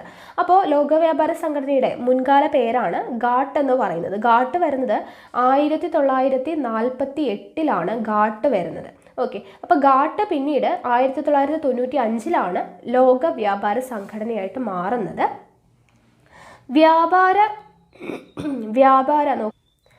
വ്യാപാര ആവശ്യങ്ങൾക്കായി അന്താരാഷ്ട്ര വിപണിയിൽ എല്ലാ രാജ്യങ്ങൾക്കും തുല്യ അവസരം നൽകി വിവിധ രാജ്യങ്ങളുമായുള്ള വ്യാപാര ഉടമ്പടികൾ നിർവഹിക്കാനാണ് ആഗോള വ്യാപാര സംഘടനയായ ഗാട്ട് 1948 നിലവിൽ വന്നത്. ഞാൻ പറഞ്ഞു 1948 നിലവിൽ വരുന്നത്. അപ്പോൾ ആഗോള ആവശ്യങ്ങൾക്കായിട്ട് അന്താരാഷ്ട്ര വിപണിയിൽ എല്ലാ രാജ്യങ്ങൾക്കും തുല്യ അവസരം നൽകുക. ഓക്കെ, അന്താരാഷ്ട്ര വിപണിയിൽ എന്ത് ചെയ്യുക? എല്ലാ രാജ്യങ്ങൾക്കും തുല്യ അവസരം നൽകുക, വിവിധ രാജ്യങ്ങളുമായിട്ടുള്ള വ്യാപാര ഉടമ്പടികൾ നിർവഹിക്കുക. ഇതിനു വേണ്ടിയിട്ടാണ് ആഗോള വ്യാപാര സംഘടനയായിട്ടുള്ള ഗാട്ട്. ഓക്കെ, ഗാട്ട് നിലവിൽ വരുന്നത് 1948. ഓക്കെ, അപ്പം നിലവിൽ വന്നു. നിയമാധിഷ്ഠിത വ്യാപാര സംവിധാനം സ്ഥാപിക്കുക എന്നതായിരുന്നു ലോക വ്യാപാര സംഘടനയെ പ്രതീക്ഷിച്ചിരുന്നത്. ഓക്കെ, എന്താണ് നിയമാധിഷ്ഠിത വ്യാപാര സംവിധാനം സ്ഥാപിക്കുക എന്നതായിരുന്നു ലോക വ്യാപാര സംഘടന പ്രതീക്ഷിച്ചിരുന്നത്. ഇതിൽ രാജ്യങ്ങൾക്ക് ഏകപക്ഷീയമായിട്ടുള്ള നിയന്ത്രണങ്ങൾ വ്യാപാരത്തിനുമേൽ ഏർപ്പെടുത്തുവാൻ കഴിയില്ല. ഓക്കെ, അതായത് രാജ്യങ്ങൾക്ക് എന്ത് ചെയ്യാൻ പറ്റില്ല? അവരുടേതായിട്ടുള്ളൊരു തീരുമാനം, ഏകപക്ഷീയമായിട്ടുള്ള നിയന്ത്രണങ്ങൾ വ്യാപാരത്തിനുമേൽ ഏർപ്പെടുത്തുവാൻ കഴിയില്ല. കൂടാതെ സേവനങ്ങളുടെ ഉൽപാദനവും വ്യാപാരവും വർദ്ധിപ്പിക്കുക, ആഗോള വിഭവങ്ങളുടെ ഏറ്റവും അനുകൂലമായിട്ടുള്ള ഉപയോഗം, പരിസ്ഥിതി സംരക്ഷണം എന്നിവയും ലോകവ്യാപാര സംഘടനയുടെ ലക്ഷ്യങ്ങളായിരുന്നു. എന്തൊക്കെയാണ്? ആഗോള വിഭവങ്ങളുടെ ഏറ്റവും അനുകൂലമായിട്ടുള്ള ഉപയോഗം, സേവനങ്ങളുടെ ഉൽപാദനം, വ്യാപാരം വർദ്ധിപ്പിക്കുക, ഇതെല്ലാം ലോക വ്യാപാര സംഘടനയുടെ ലക്ഷ്യങ്ങളായിരുന്നു. ഇറക്കുമതി തീരുവ നിയന്ത്രണങ്ങൾ, തീരുവേതര നിയന്ത്രണങ്ങൾ എന്നിവ ഒഴിവാക്കിക്കൊണ്ട് സാധനങ്ങളുടെയും സേവനങ്ങളുടെയും അന്താരാഷ്ട്ര വ്യാപാരം രണ്ട് രാജ്യങ്ങളുമായും വിവിധ രാജ്യങ്ങളുമായും ശക്തിപ്പെടുത്തുക എന്നത് ലോക വ്യാപാര സംഘടനയുടെ ഉടമ്പടിയിൽ ഉള്ളതാണ്. അപ്പോൾ എന്താണ് പറയുന്നത്? തീരുവ നിയന്ത്രണങ്ങൾ, ഇറക്കുമതി തീരുവ നിയന്ത്രണങ്ങൾ. ഓക്കെ, ഇറക്കുമതി തീരുവ നിയന്ത്രണങ്ങൾ, താരിഫ് നിയന്ത്രണങ്ങളും അതുപോലെ തന്നെ നോൺ താരിഫ് നിയന്ത്രണങ്ങൾ, തീരുവേതര നിയന്ത്രണങ്ങൾ ഒഴിവാക്കിക്കൊണ്ട് സാധനങ്ങളുടെയും സേവനങ്ങളുടെയും അന്താരാഷ്ട്ര വ്യാപാരം എങ്ങനെ രണ്ട് രാജ്യങ്ങളുമായിട്ടുള്ളതോ അല്ലെങ്കിൽ വിവിധ രാജ്യങ്ങളുമായിട്ടുള്ളതോ ആയിട്ടുള്ള ബന്ധം ശക്തിപ്പെടുത്തുക എന്നത് ലോക വ്യാപാര സംഘടനയുടെ ഉടമ്പടിയിലുള്ളതാണ്. കൂടാതെ എല്ലാ അംഗരാജ്യങ്ങൾക്കും കൂടുതൽ വിപണി അവസരങ്ങളും നൽകുന്നു. ഓക്കെ, വികസ്വര രാജ്യങ്ങളുടെ താൽപ്പര്യങ്ങൾ സംരക്ഷിക്കുന്നതിനും അവർക്കു വേണ്ടി നിലകൊള്ളുന്നതിനും ആഗോള നിയമങ്ങളും നിയന്ത്രണങ്ങളും രൂപീകരിക്കുന്നതിനും ലോക വ്യാപാര സംഘടനയിലെ ഒരു പ്രധാന അംഗരാജ്യം എന്ന നിലയിൽ ഇന്ത്യ എപ്പോഴും മുൻപന്തിയിൽ തന്നെ ആയിരുന്നു. ഓക്കെ, എന്തിനൊക്കെയാണ്? വികസ്വര രാജ്യങ്ങളുടെ താൽപ്പര്യങ്ങൾ സംരക്ഷിക്കുക, അവർക്ക് വേണ്ടി നിലകൊള്ളുക, ആഗോള നിയമങ്ങളും നിയന്ത്രണങ്ങളും രൂപീകരിക്കുക, ഇതെല്ലാം ലോക വ്യാപാര സംഘടനയിലെ ഒരു പ്രധാന അംഗരാജ്യം എന്ന നിലയിൽ ഇന്ത്യ എപ്പോഴും മുൻപന്തിയിൽ തന്നെയായിരുന്നു. ലോക വ്യാപാര സംഘടന പറയുന്നത് പോലെ ഇറക്കുമതിക്കുള്ള ക്വാട്ട നിയന്ത്രണങ്ങൾ ഒഴിവാക്കിക്കൊണ്ടും ഇറക്കുമതി ചുങ്കം വെട്ടിക്കുറച്ചുകൊണ്ടും നമ്മുടെ രാജ്യം വ്യാപാര മേഖലയിൽ ഉദാരവൽക്കരണത്തോടൊപ്പം പ്രതിബദ്ധത നടപ്പിലാക്കി. ഓക്കെ, അപ്പോൾ ഇത്രയും കാര്യങ്ങളാണ് നമുക്ക് എവിടെ പഠിക്കാനുള്ളത്? ആഗോളവൽക്കരണത്തിൽ മെയിനായിട്ട് വരുന്നത്. നോക്കുക, അടുത്തത് അന്താരാഷ്ട്ര വ്യാപാരത്തിൻ്റെ ഭൂരിഭാഗവും വികസിത രാജ്യങ്ങൾ തമ്മിലായതിനാൽ ലോക വ്യാപാര സംഘടനയിൽ ഇന്ത്യ ഒരു അംഗമെന്ന നിലയിൽ തുടരുന്നതിൻ്റെ സാങ്കത്യം ചില പണ്ഡിതർ ചോദ്യം ചെയ്യുന്നുണ്ട്. ഓക്കെ, അപ്പോൾ ലോക വ്യാപാര സംഘടനയിൽ അന്താരാഷ്ട്ര വ്യാപാരത്തിൻ്റെ ഭൂരിഭാഗവും വികസിത രാജ്യങ്ങൾ തമ്മിലായതുകൊണ്ട് തന്നെ ലോക വ്യാപാര സംഘടനയിൽ ഇന്ത്യ ഒരു അംഗം എന്ന നിലയിൽ തുടരുന്നതിൻ്റെ സാങ്കത്യം ചില പണ്ഡിതർ ചോദ്യം ചെയ്യുന്നുണ്ട്. അവർ വീണ്ടും പറയുന്നു, എന്താണ്? വികസിത രാജ്യങ്ങൾ കാർഷിക ആവശ്യങ്ങൾക്കായി സബ്സിഡി നൽകുന്നു. വികസിത രാജ്യങ്ങൾ എന്ത് ചെയ്യുന്നു? കാർഷിക ആവശ്യങ്ങൾക്ക് വേണ്ടിയിട്ട് സബ്സിഡി നൽകുന്നു. അതേസമയം വികസ്വര രാജ്യങ്ങളിലുള്ള കാർഷിക സബ്സിഡിക്കെതിരെ വികസിത രാജ്യങ്ങൾ ലോക വ്യാപാര സംഘടനയിൽ പരാതി നൽകുന്നു. ഓക്കെ, വികസിത രാജ്യങ്ങൾ കാർഷിക ആവശ്യങ്ങൾക്ക് വേണ്ടിയിട്ട് സബ്സിഡി നൽകുന്നുണ്ട്. അതേസമയം വികസ്വര രാജ്യങ്ങളിലുള്ള കാർഷിക സബ്സിഡിക്കെതിരെ വികസിത രാജ്യങ്ങൾ എന്ത് ചെയ്യുന്നു? ലോക വ്യാപാര സംഘടനയിൽ പരാതി നൽകുന്നു. വികസ്വര രാജ്യങ്ങൾ അവരുടെ വിപണി വികസിത രാജ്യങ്ങൾക്കായി തുറന്നു കൊടുക്കുന്നു. എന്നാൽ വികസിത രാജ്യങ്ങൾ അവരുടെ വിപണി വികസ്വര രാജ്യങ്ങൾക്ക് തുറന്നു കൊടുക്കുന്നില്ല. ഇതിനാൽ വികസ്വര രാജ്യങ്ങൾ എന്താണ്? വഞ്ചിക്കപ്പെടുകയാണ് ചെയ്യുന്നത്. അപ്പോൾ വികസിത രാജ്യങ്ങൾ കാർഷിക ആവശ്യങ്ങൾക്ക് വേണ്ടിയിട്ട് സബ്സിഡി നൽകുന്നുണ്ട്. അപ്പോൾ അതേസമയം തന്നെ വികസ്വര രാജ്യങ്ങളിലുള്ള കാർഷിക സബ്സിഡി ചെയ്യുമ്പോൾ അത് വികസിത രാജ്യങ്ങൾ എന്ത് ചെയ്യാണ്? ലോക വ്യാപാര സംഘടനയിൽ പരാതി നൽകുന്നുണ്ട്. അപ്പോൾ വികസ്വര രാജ്യങ്ങൾ അവരുടെ വിപണി ആർക്ക് വേണ്ടി തുറന്നു കൊടുക്കും? വികസിത രാജ്യങ്ങൾക്ക് വേണ്ടി തുറന്നു കൊടുക്കുന്നു. എന്നാൽ വികസിത രാജ്യങ്ങൾ എന്താണ് ചെയ്യുന്നത്? അവരുടെ വിപണി വികസ്വര രാജ്യങ്ങൾക്കായിട്ട് തുറന്നു കൊടുക്കുന്നില്ല. അപ്പോൾ അതുകൊണ്ട് തന്നെ വികസ്വര രാജ്യങ്ങൾ എന്താണ് ചെയ്യുന്നത്? വഞ്ചിക്കപ്പെടുകയാണ് ചെയ്യുന്നത്. ഓക്കെ, ഇനി അടുത്തത് പരിഷ്കരണ കാലത്തെ പറ്റി ഒരു വിലയിരുത്തൽ. Okay, Indian economy during reforms and assessment. പരിഷ്കരണ കാലത്തെ പറ്റിയിട്ടുള്ള ഒരു വിലയിരുത്തൽ നോക്കുക. ഇന്ത്യയിൽ സാമ്പത്തിക പരിഷ്കാരം തുടങ്ങിയിട്ട് 25 വർഷം പിന്നിട്ടിരിക്കുന്നു. ഈ കാലഘട്ടത്തിലെ ഇന്ത്യൻ സമ്പദ് വ്യവസ്ഥയുടെ പ്രകടനങ്ങൾ എന്തെല്ലാമാണ്? ഓക്കെ, എന്തെല്ലാമാണെന്ന് നമുക്ക് നോക്കാം. അപ്പോൾ എന്തൊക്കെയാണ്? GDP വളർച്ചാ നിരക്ക് നോക്കിയാണ് ഒരു രാജ്യത്തിൻ്റെ സാമ്പത്തിക വളർച്ച അളക്കുന്നത്. നമ്മൾ കഴിഞ്ഞ ക്ലാസ്സുകളിലൊക്കെ പഠിച്ചതാണ്. GDP വളർച്ച നിരക്ക് നോക്കിയിട്ടാണ് ഒരു രാജ്യത്തിൻ്റെ സാമ്പത്തിക വളർച്ച നമ്മൾ അളക്കുന്നത്. അപ്പോൾ നോക്കുക, 1980-91 കാലഘട്ടത്തിൽ GDP വളർച്ചാ നിരക്ക് 5.6% അപ്പോൾ നമുക്കിവിടെ ഒരു ടേബിൾ കൊടുത്തിട്ടുണ്ട്. അപ്പോൾ അത് നോക്കിയിട്ടാണ് ഇവിടെ പറയുന്നത് കേട്ടോ. ഇവിടെ ഒരു ടേബിൾ കൊടുത്തിട്ടുണ്ട്. അപ്പോൾ അത് നോക്കിയിട്ടാണ് അവിടെ പറയുന്നത്. അപ്പോൾ GDP 1980-91 കാലഘട്ടത്തിൽ GDP വളർച്ചാ നിരക്ക് എത്രയായിരുന്നു? 5.6% 2007-12 കാലഘട്ടമായപ്പോഴേക്കും അത് 8.2% വർദ്ധിച്ചു. അപ്പോൾ പരിഷ്കരണ കാലഘട്ടത്തിൽ കാർഷിക മേഖലയിലെ വളർച്ചാ നിരക്ക് കുറയുകയാണ് ഉണ്ടായത്. ഓക്കെ, പരിഷ്കരണ കാലഘട്ടത്തിൽ കാർഷിക മേഖലയിലെ വളർച്ചാ നിരക്ക് കുറയുകയാണ് ഉണ്ടായത്. അതേസമയം വ്യവസായ മേഖലയിലെ വളർച്ചാ നിരക്കിൽ ഏറ്റക്കുറച്ചിലുകൾ ഉണ്ടായിരുന്നു, കൂടിയും കുറഞ്ഞൊക്കെ ഉണ്ടായിരുന്നു. എന്നാൽ സേവന മേഖലയിലെ വളർച്ചാ നിരക്ക് എന്ത് ചെയ്തു? വർദ്ധിച്ചു. സേവന മേഖലയിലെ വളർച്ചാ നിരക്ക് വർദ്ധിച്ചു. രാജ്യത്തിൻ്റെ സാമ്പത്തിക വളർച്ചയെ മുന്നോട്ട് കൊണ്ടുപോകുന്നത് സേവന മേഖലയുടെ വളർച്ചയാണ് എന്നതാണ് ഇത് സൂചിപ്പിക്കുന്നത്. അതായത് കാർഷിക മേഖലയിൽ പരിഷ്കരണ കാലഘട്ടത്തിൽ കാർഷിക മേഖലയിൽ വളർച്ചാ നിരക്ക് കുറഞ്ഞു എന്ന് പറഞ്ഞു. വ്യവസായ മേഖലയിലെ വളർച്ചാ നിരക്കിൽ ഏറ്റക്കുറച്ചിലുകൾ കൂടിയും കുറഞ്ഞും ഒക്കെ ആയിരുന്നു. സേവന മേഖലയിലെ വളർച്ചാ നിരക്കാണ് വർദ്ധിച്ചത്. അതായത് നമ്മുടെ സാമ്പത്തിക വളർച്ചയെ, രാജ്യത്തിൻ്റെ സാമ്പത്തിക വളർച്ചയെ മുന്നോട്ട് കൊണ്ടുപോകുന്നത് സേവന മേഖലയുടെ വളർച്ചയാണ് എന്നുള്ളതാണ് ഇത് സൂചിപ്പിക്കുന്നത്. അപ്പോൾ GDP വളർച്ചാ നിരക്ക് 9%, 9.5% നേടണം എന്നതാണ് 12ാം പഞ്ചവത്സര പദ്ധതി ലക്ഷ്യമിട്ടത്. നമ്മൾ പഠിച്ചിട്ടുള്ളതാണ് അല്ലേ. അപ്പോൾ 9.5% നേടണം എന്നതാണ് 12ാം പഞ്ചവത്സര പദ്ധതി ലക്ഷ്യമിട്ടത് 2012-17. ഈ ഉയർന്ന വളർച്ചാ നിരക്ക് നേടണമെങ്കിൽ നമ്മുടെ കാർഷിക മേഖല 4 മുതൽ 4.2% വരെയും വ്യാവസായിക മേഖല 9.6 മുതൽ 10.9% വരെയും സേവന മേഖല 10% വളരേണ്ടതാണ്. എന്നാൽ ഇത്തരത്തിലുള്ള ഉയർന്ന വളർച്ചാ നിരക്ക് നിലനിൽക്കുന്നതല്ല എന്ന പണ്ഡിതരുടെ ആശങ്കയും ഉയർന്നു വന്നിട്ടുണ്ട്. സമ്പദ് വ്യവസ്ഥ തുറന്നിട്ടതോടുകൂടി നേരിട്ടുള്ള വിദേശ നിക്ഷേപവും വിദേശ വിനിമയ ശേഖരവും വർദ്ധിക്കുകയുണ്ടായി. നേരിട്ടുള്ള വിദേശ നിക്ഷേപം, വിദേശ സ്ഥാപനങ്ങളുടെ നിക്ഷേപം എന്നിവ കൂടി ചേർന്ന വിദേശ നിക്ഷേപം 1990-91 $10 കോടി അമേരിക്കൻ ഡോളറിൽ നിന്നും 2010-11 ആയപ്പോഴേക്കും $4000 കോടി അമേരിക്കൻ ഡോളറായിട്ട് വർദ്ധിച്ചു. നമ്മൾ പറഞ്ഞു സമ്പദ് വ്യവസ്ഥ തുറന്നിടണം, ലിബറേറ്റ് ചെയ്യണം എന്ന് പറഞ്ഞല്ലേ. അപ്പോൾ ലിബറലൈസേഷനൊക്കെ നടന്നു കഴിഞ്ഞപ്പോഴേക്കും വിദേശ നിക്ഷേപമൊക്കെ കൂടി അല്ലേ.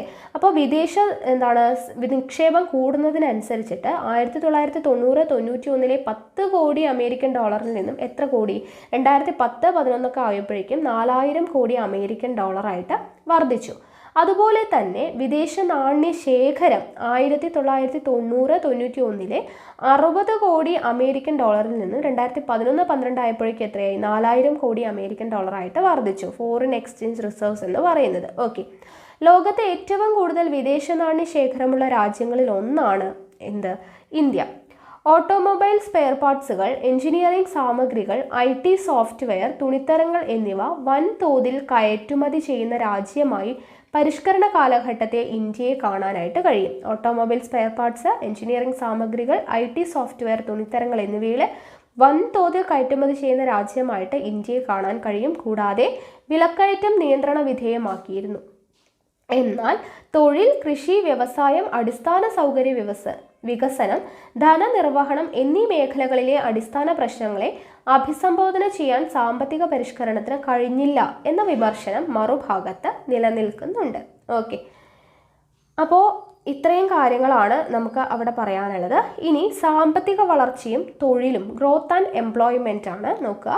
സാമ്പത്തിക പരിഷ്കരണത്തിന്റെ കാലഘട്ടത്തിൽ GDP വളർച്ചാ നിരക്ക് വർദ്ധിച്ചുവെങ്കിലും ഈ സാമ്പത്തിക വളർച്ച നമുക്ക് വേണ്ടത്ര തൊഴിലവസരങ്ങൾ സൃഷ്ടിച്ചില്ല എന്നാണ് പണ്ഡിതർ ചൂണ്ടിക്കാണിക്കുന്നത്. വളർച്ച, തൊഴിലിന്റെ വിവിധ സ്വഭാവങ്ങൾ എന്നിവ തമ്മിലുള്ള ബന്ധത്തെക്കുറിച്ച് നമ്മൾ അടുത്ത യൂണിറ്റിൽ പഠിക്കുന്നുണ്ട്. പഠിക്കാം. അപ്പോൾ എന്താണ് സാമ്പത്തിക വളർച്ച? GDP വളർന്നു എന്നുള്ളത് കൊണ്ട് തൊഴിലവസരങ്ങൾ വളർന്നില്ല, തൊഴിലവസരങ്ങൾ വേണ്ടത്ര സൃഷ്ടിച്ചിട്ടില്ല GDPയുടെ വളർച്ചാ നിരക്ക് എന്നുള്ളതാണ് ഇവിടെ പറയുന്നത്. ദെൻ കാർഷിക മേഖലയിലെ പരിഷ്കാരങ്ങൾ എന്താണ് എന്ന് ചോദിച്ചു കഴിഞ്ഞാൽ, സാമ്പത്തിക പരിഷ്കാരം കൊണ്ട് കാർഷിക മേഖലയ്ക്ക് ഗുണമൊന്നും ലഭിച്ചിട്ടില്ല. അപ്പോൾ നമ്മൾ എന്താണ് സാമ്പത്തിക പരിഷ്കാരങ്ങൾ, പുത്തൻ സാമ്പത്തിക നയമൊക്കെ കൊണ്ടുവന്നു. അപ്പോൾ ഓരോ മേഖലയിലും എന്താണ് ഉണ്ടായത് എന്നാണ് പറയുന്നത്. അപ്പോൾ GDP വളർന്നെങ്കിലും തൊഴിലവസരങ്ങളൊന്നും ലഭിച്ചില്ല. സാമ്പത്തിക പരിഷ്കാരം കൊണ്ട് കാർഷിക മേഖലയ്ക്ക് ഗുണമൊന്നും ലഭിച്ചിട്ടില്ല. ഈ കാലഘട്ടത്തിൽ വളർച്ചാ നിരക്ക് കുറയുകയാണ് ഉണ്ടായതെന്ന് നമ്മൾ പറഞ്ഞല്ലേ. പരിഷ്കരണ ഘട്ടത്തിൽ കാർഷിക മേഖലയിലെ സർക്കാരിന്റെ മൂലധന നിക്ഷേപം, പ്രത്യേകിച്ചും അടിസ്ഥാന സൗകര്യങ്ങളായിട്ടുള്ള ജലസേചനം, വൈദ്യുതി, റോഡുകൾ, വിപണി ബന്ധിപ്പിക്കൽ, ഗവേഷണം ഇവയെല്ലാം തുടങ്ങിയവയിൽ കുറയുകയാണ് ചെയ്തത്. കുറയുകയാണ് ഉണ്ടായത്. രാസവളങ്ങൾ സബ്സിഡി വെട്ടിക്കുറച്ചത് മൂലം കാർഷിക ഉൽപാദന ചെലവ് വർദ്ധിച്ചു. ഇത് ഏറ്റവും മോശമായി ബാധിച്ചത് ചെറുകിട നാമമാത്ര കർഷകരെയാണ്. കാർഷികോൽപ്പന്നങ്ങളുടെ ഇറക്കുമതി ചുങ്കം വെട്ടിക്കുറച്ചതും താങ്ങുവില നീക്കം ചെയ്തതും കാർഷികോൽപ്പന്നങ്ങളുടെ അളവ് നിയന്ത്രണം എടുത്തു കളഞ്ഞതുമെല്ലാം ഈ മേഖലയിലുണ്ടായ നയമാറ്റങ്ങളാണ്. ഇതെല്ലാം ഇന്ത്യൻ കർഷകരെ കൂടുതൽ മോശപ്പെട്ട അവസ്ഥയിലേക്ക് എത്തിച്ചു. അതുകൊണ്ട് വർദ്ധിച്ച തോതിലുള്ള അന്താരാഷ്ട്ര മത്സരങ്ങളും ഇന്ന് ഇന്ത്യൻ കർഷകർ നേരിടുന്നുണ്ട്. അപ്പോൾ എന്താണ് പരിഷ്കരണ ഘട്ടത്ത് കാർഷികോൽപ്പന്നങ്ങളുടെ ഇറക്കുമതി ചുങ്കം വെട്ടിക്കുറച്ചതും അതുപോലെ തന്നെ താങ്ങുവില നീക്കം ചെയ്തതും കാർഷികോൽപ്പന്നങ്ങളുടെ അളവ് നിയന്ത്രണം എടുത്തു കളഞ്ഞതും ഇങ്ങനെയുള്ള മാറ്റങ്ങളൊക്കെ തന്നെ കർഷകരെ നെഗറ്റീവായിട്ടാണ് ബാധിച്ചത്. ഇതുകൂടാതെ കാർഷിക മേഖലയിലെ കയറ്റുമതി അടിസ്ഥാനമാക്കിയ നയതന്ത്രത്തിന്റെ ഭാഗമായി ഭക്ഷ്യവിളകൾക്ക് പകരം നാണ്യവിളകളുടെ ഉൽപ്പാദനത്തിൽ ശ്രദ്ധ കേന്ദ്രീകരിച്ചു. നമ്മൾ പറഞ്ഞതാണ് അല്ലേ. ഇതോടെ തദ്ദേശീയ വിപണിക്ക് വേണ്ടിയുള്ള ഉൽപ്പാദനത്തിന് പകരം വിദേശ വിപണി ലക്ഷ്യം വെച്ചുകൊണ്ടുള്ള ഉൽപ്പാദനത്തിന് പ്രാധാന്യം നൽകി. ഇത് ഭക്ഷ്യധാന്യങ്ങളുടെ വിലയിൽ വലിയ സമ്മർദ്ദം സൃഷ്ടിച്ചു. അപ്പോൾ കാർഷിക മേഖലയിൽ കയറ്റുമതി അടിസ്ഥാനമാക്കിയിട്ടുള്ള ഇതിൻ്റെ ഭാഗമായിട്ട് തന്നെ ഭക്ഷ്യവിളകൾ കൃഷി ചെയ്യുന്നതിന് പകരം എന്ത് വന്നു? നാണ്യവിളകൾ കൃഷി ചെയ്തു. അപ്പോൾ നമ്മുടെ തദ്ദേശീയ വിപണി ലക്ഷ്യമിട്ടവരെല്ലാം തന്നെ വിദേശ വിപണി ലക്ഷ്യം വെച്ചുകൊണ്ട് എന്ത് ചെയ്തു? നാണ്യവിളകൾക്ക് പ്രാധാന്യം നൽകി. അതുകൊണ്ട് തന്നെ ഭക്ഷ്യധാന്യങ്ങളുടെ വിലയിൽ വലിയ സമ്മർദ്ദം സൃഷ്ടിച്ചു. കാർഷിക മേഖലയിൽ ഉണ്ടായ കാര്യങ്ങളാണ് പറയുന്നത്. ഇനി വ്യവസായ മേഖലയിലെ പരിഷ്കാരങ്ങൾ എന്തൊക്കെയായിരുന്നു? വ്യവസായ വളർച്ചാ നിരക്കും കുറഞ്ഞ തോതിലാണ് രേഖപ്പെടുത്തിയത്. അതും നമ്മൾ പറഞ്ഞു, സേവന മേഖലയിൽ മാത്രമാണ് ഉയർന്നത് അല്ലേ. അപ്പോൾ വ്യവസായ വളർച്ചാ നിരക്കും കുറഞ്ഞ തോതിലാണ് രേഖപ്പെടുത്തിയത്. വില കുറഞ്ഞ വിദേശ ഉൽപ്പന്നങ്ങളുടെ ഇറക്കുമതി, പശ്ചാത്തല സൗകര്യങ്ങളിലുള്ള അപര്യാപ്തമായിട്ടുള്ള നിക്ഷേപം തുടങ്ങിയവയാണ് ഇതിൻ്റെ പ്രധാന കാരണങ്ങൾ. അപ്പോൾ വ്യവസായ വളർച്ചാ നിരക്ക് കുറയാനായിട്ട് കാരണം എന്താണ്? വില കുറഞ്ഞ വിദേശ ഉൽപ്പന്നങ്ങളുടെ ഇറക്കുമതി. നമ്മൾ പറഞ്ഞു നമ്മുടെ നാട്ടിൽ ഉണ്ടാക്കുന്ന തദ്ദേശീയ ഉൽപ്പന്നങ്ങളെക്കാളും ചീപ്പ് റേറ്റിന് വിദേശ ഉൽപ്പന്നങ്ങൾ ഇവിടെ കൊണ്ടുവന്നിട്ട് ഇറക്കുമതി ചെയ്ത് വിൽക്കുക അല്ലേ. അപ്പോൾ അങ്ങനെ വിദേശ ഉൽപ്പന്നങ്ങളുടെ ഇറക്കുമതി കുറഞ്ഞ വിലയിലുള്ള ഉൽപ്പന്നങ്ങൾ വന്നു. പശ്ചാത്തല സൗകര്യങ്ങളിലുള്ള അപര്യാപ്തമായിട്ടുള്ള നിക്ഷേപം, ഇതെല്ലാമാണ് വ്യവസായ മേഖല തകരാനുണ്ടായ പ്രധാന കാരണം. ആഗോളവൽക്കരണ കാലത്ത് വികസ്വര രാജ്യങ്ങൾ അവരുടെ വിപണി വികസിത രാജ്യങ്ങളുടെ ഉൽപ്പന്നങ്ങൾക്കും മൂലധനങ്ങൾക്കും വേണ്ടി തുറന്നു കൊടുക്കാൻ നിർബന്ധിതരായി. ആഗോളവൽക്കരണ കാലത്ത് എന്ത് സംഭവിച്ചു? വികസ്വര രാജ്യങ്ങൾ കൊണ്ടുവരുന്ന ഉൽപ്പന്നങ്ങൾക്കും മൂലധനങ്ങൾക്കും വേണ്ടിയിട്ട് നമ്മളുടെ രാജ്യം തുറന്നു കൊടുക്കേണ്ട അവസ്ഥയായി. ഇത് ഇറക്കുമതി വസ്തുക്കൾക്ക് വേണ്ടി നമ്മുടെ വ്യവസായങ്ങളെ അടിയറവ് വയ്ക്കുകയും അതുപോലെ തന്നെ ഇകഴ്ത്തുകയുമായിരുന്നു ചെയ്തിരുന്നത്. കുറഞ്ഞ വിലയിലുള്ള ഇറക്കുമതി സാധനങ്ങൾ തദ്ദേശീയ ഉൽപ്പന്നങ്ങളുടെ ചോദനം കുറച്ചു അല്ലേ. കുറഞ്ഞ വിലയിൽ ഇറക്കുമതി ചെയ്ത സാധനങ്ങൾ കിട്ടുന്ന സമയത്ത് തദ്ദേശീയ ഉൽപ്പന്നങ്ങൾക്ക് ഡിമാൻഡ് ഉണ്ടാവുമോ? ഇല്ല, അതിൻ്റെ ഡിമാൻഡ് കുറഞ്ഞു. തദ്ദേശീയ ഉൽപ്പന്ന നിർമ്മാതാക്കൾ ഇറക്കുമതി ഉൽപ്പന്നങ്ങളിൽ നിന്നുള്ള കടുത്ത മത്സരം നേരിട്ടു. മൂലധന നിക്ഷേപത്തിന്റെ അപര്യാപ്തത മൂലം വൈദ്യുതി ഉൾപ്പെടെയുള്ള പശ്ചാത്തല സൗകര്യങ്ങൾക്ക് ദൗർലഭ്യം നേരിട്ടു. ആഗോളവൽക്കരണം മൂലം വിദേശ രാജ്യങ്ങളിൽ നിന്നും സാധനങ്ങളുടെയും സേവനങ്ങളുടെയും അനിയന്ത്രിതമായ ഒഴുക്ക് വികസ്വര രാജ്യങ്ങളിലെ പ്രാദേശിക വ്യവസായങ്ങളെയും തൊഴിലവസരങ്ങളെയും പ്രതികൂലമായി ബാധിച്ചു. അപ്പോൾ ആഗോളവൽക്കരണം വന്നപ്പോൾ ഏത് രാജ്യക്കാർക്ക് എവിടെ വേണമെങ്കിലും വന്ന് ട്രേഡ് ചെയ്യാം, അങ്ങനെയൊരു സെറ്റപ്പായിരുന്നു. അപ്പോൾ വിദേശ രാജ്യങ്ങളിൽ നിന്നും സാധനങ്ങളും സേവനങ്ങളും ഒക്കെ അനിയന്ത്രിതമായിട്ട് ഒഴുകി വരാനായിട്ട് തുടങ്ങി. അങ്ങനെ വന്നപ്പോൾ നമ്മുടെ രാജ്യത്തുണ്ടാക്കുന്ന വ്യവസായികളെയും അവരുടെ തൊഴിലവസരങ്ങളെയും എല്ലാം തന്നെ പ്രതികൂലമായി ബാധിച്ചു. കാരണം ചീപ്പ് റേറ്റിന്, കുറഞ്ഞ വിലയ്ക്ക് വിദേശ രാജ്യങ്ങളിൽ നിന്നും ഇറക്കുമതി ചെയ്യുന്ന സാധനങ്ങൾ ഒത്തിരി അല്ലേ. അപ്പോൾ ആഗോളവൽക്കരണം വന്നതോടുകൂടി ഒത്തിരി വന്നു. അപ്പോൾ അങ്ങനെ ഒത്തിരി സാധനങ്ങൾ ചീപ്പ് റേറ്റിന് കിട്ടുന്ന സമയത്ത് നമ്മുടെ രാജ്യത്ത് ഉണ്ടാക്കുന്ന സാധനങ്ങൾക്ക് വിലയില്ലാതെയായി, അവർക്ക് ഡിമാൻഡ് ഇല്ലാതെയായി. അതുകൊണ്ട് തന്നെ ഇവിടെ ജോലി ചെയ്യുന്ന പലർക്കും അവരുടെ തൊഴിലവസരങ്ങൾ നഷ്ടപ്പെട്ടു. കൂടാതെ വികസിത രാജ്യങ്ങളിലെ ഉയർന്ന ചുങ്കം, മറ്റ് തടസ്സങ്ങൾ ഇവ മൂലം ഇന്ത്യ പോലുള്ള ഒരു വികസ്വര രാജ്യത്തിൻ്റെ ഉൽപ്പന്നങ്ങൾക്ക് വികസിത രാജ്യങ്ങളിലെ വിപണി ലഭിക്കാൻ, അപ്പോൾ വികസിത രാജ്യങ്ങളിലെ ഉയർന്ന ചുങ്കം അല്ലെ, ഇവിടെ നിന്ന് അങ്ങോട്ട് കയറ്റുമതി ചെയ്യണമെങ്കിൽ ഉയർന്ന ചുങ്കം കൊടുക്കണം. അതുപോലെ തന്നെ മറ്റ് തടസ്സങ്ങൾ, അതൊക്കെ കൊണ്ട് തന്നെ വികസ്വര രാജ്യങ്ങൾക്ക് മറ്റ് രാജ്യങ്ങളിൽ വിപണി ലഭിക്കാനായിട്ട് അവസരങ്ങളൊന്നും ഉണ്ടായിരുന്നില്ല. ഉദാഹരണമായിട്ട് ഇപ്പോൾ വസ്ത്രങ്ങളുടെയും തുണിത്തരങ്ങളുടെയും കയറ്റുമതി അളവിലെ നിയന്ത്രണം ഇന്ത്യ ഒഴിവാക്കിയിരുന്നെങ്കിലും ഇന്ത്യയിൽ നിന്നും ചൈനയിൽ നിന്നും ഇറക്കുമതി ചെയ്യുന്ന തുണിത്തരങ്ങൾക്കുള്ള അളവിലുള്ള നിയന്ത്രണം അമേരിക്ക ഒഴിവാക്കിയിരുന്നില്ല. ഓക്കെ, അപ്പം മറ്റുള്ള രാഷ്ട്രങ്ങൾ ചെയ്തിട്ടുള്ള ഇറക്കുമതി ചുങ്കം ഒഴിവാക്കാതെയൊക്കെ ഇരുന്നത് കൊണ്ട് തന്നെ നമുക്ക് മറ്റു രാഷ്ട്രങ്ങളിൽ എന്തുണ്ടായിരുന്നില്ല, വിപണി ഉണ്ടായിരുന്നില്ല. ഓക്കെ, അപ്പോൾ അതാണ്. ഇനി അടുത്തത് അപനിക്ഷേപം, ഡിസ്ഇൻവെസ്റ്റ്മെൻറ്റ് നോക്കുക. പൊതുമേഖലാ സ്ഥാപനങ്ങളുടെ ഓഹരി വിൽക്കുന്നതിന് ഇന്ത്യ ഗവൺമെൻറ് എല്ലാ വർഷവും ഒരു ലക്ഷ്യം വെക്കാറുണ്ട്. നമ്മൾ പഠിച്ചതാണ് അല്ലേ എന്താണ് എന്നുള്ളത്, അതൊന്നും കൂടെ ഡീറ്റെയിൽഡ് ആയിട്ട് കൊടുത്തിട്ടുണ്ട്. പൊതുമേഖലാ സ്ഥാപനങ്ങളുടെ ഓഹരി വിൽക്കുന്നതിന് വേണ്ടിയിട്ട് ഇന്ത്യ ഗവൺമെൻറ് എല്ലാ വർഷവും ഒരു ലക്ഷ്യം വെക്കാറുണ്ട്. എന്താണ്? ഉദാഹരണമായിട്ട് 1991-92 പൊതുമേഖലയുടെ സ്വകാര്യവൽക്കരണത്തിലൂടെ ലക്ഷ്യമിട്ട തുക 2500 കോടി രൂപയായിരുന്നു. എന്നാൽ ഇതിലൂടെ നേടിയത് എത്രയാണ്? 3040 കോടി രൂപയാണ്. ഇത് ലക്ഷ്യമിട്ടതിനേക്കാൾ കൂടുതലാണല്ലോ. അപ്പോൾ 2010-11 ലക്ഷ്യമിട്ട തുക നോക്കുക 40,000 കോടി രൂപയായിരുന്നു. എന്നാൽ നേടാനായത് എത്രയാണ്? 22,850 കോടി രൂപ മാത്രമാണ്.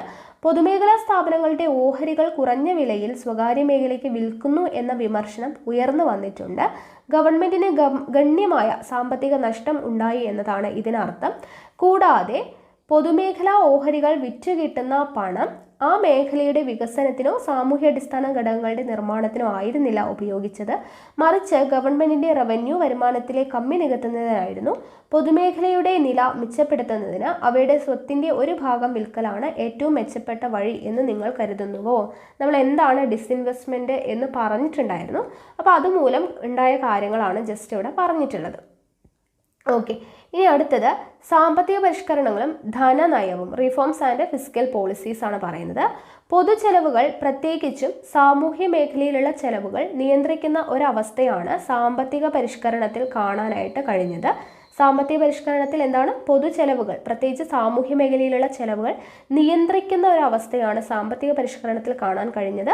നികുതി നിരക്ക് കുറയ്ക്കലിലൂടെ ലക്ഷ്യമിട്ട ഉയർന്ന വരുമാനവും നികുതി വെട്ടിപ്പ് നിയന്ത്രണവും ഗവൺമെന്റിന്റെ നികുതി വരുമാനം വർദ്ധിപ്പിക്കുന്നതിന് സഹായിച്ചിട്ടില്ല.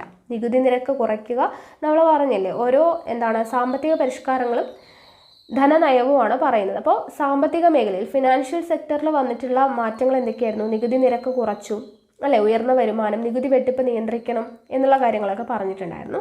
അപ്പോൾ ഗവൺമെന്റിന്റെ നികുതി വരുമാനം വർദ്ധിപ്പിക്കുന്നതിന് ഈ നികുതി നിരക്ക് കുറയ്ക്കലോ ഒന്നും തന്നെ സഹായിച്ചിരുന്നില്ല. കൂടാതെ കസ്റ്റംസ് തീരുവ കുറച്ചതിലൂടെയും നികുതി വരുമാന വർധനവുള്ള സാധ്യത കുറയുകയാണ് ഉണ്ടായത്. വിദേശ നിക്ഷേപം പ്രോത്സാഹിപ്പിക്കാൻ നൽകിയിരുന്ന നികുതി ഇളവുകൾ നികുതി വരുമാനം വർദ്ധിപ്പിക്കാനുള്ള സാധ്യത വീണ്ടും കുറയ്ക്കുകയാണ് ചെയ്തത്.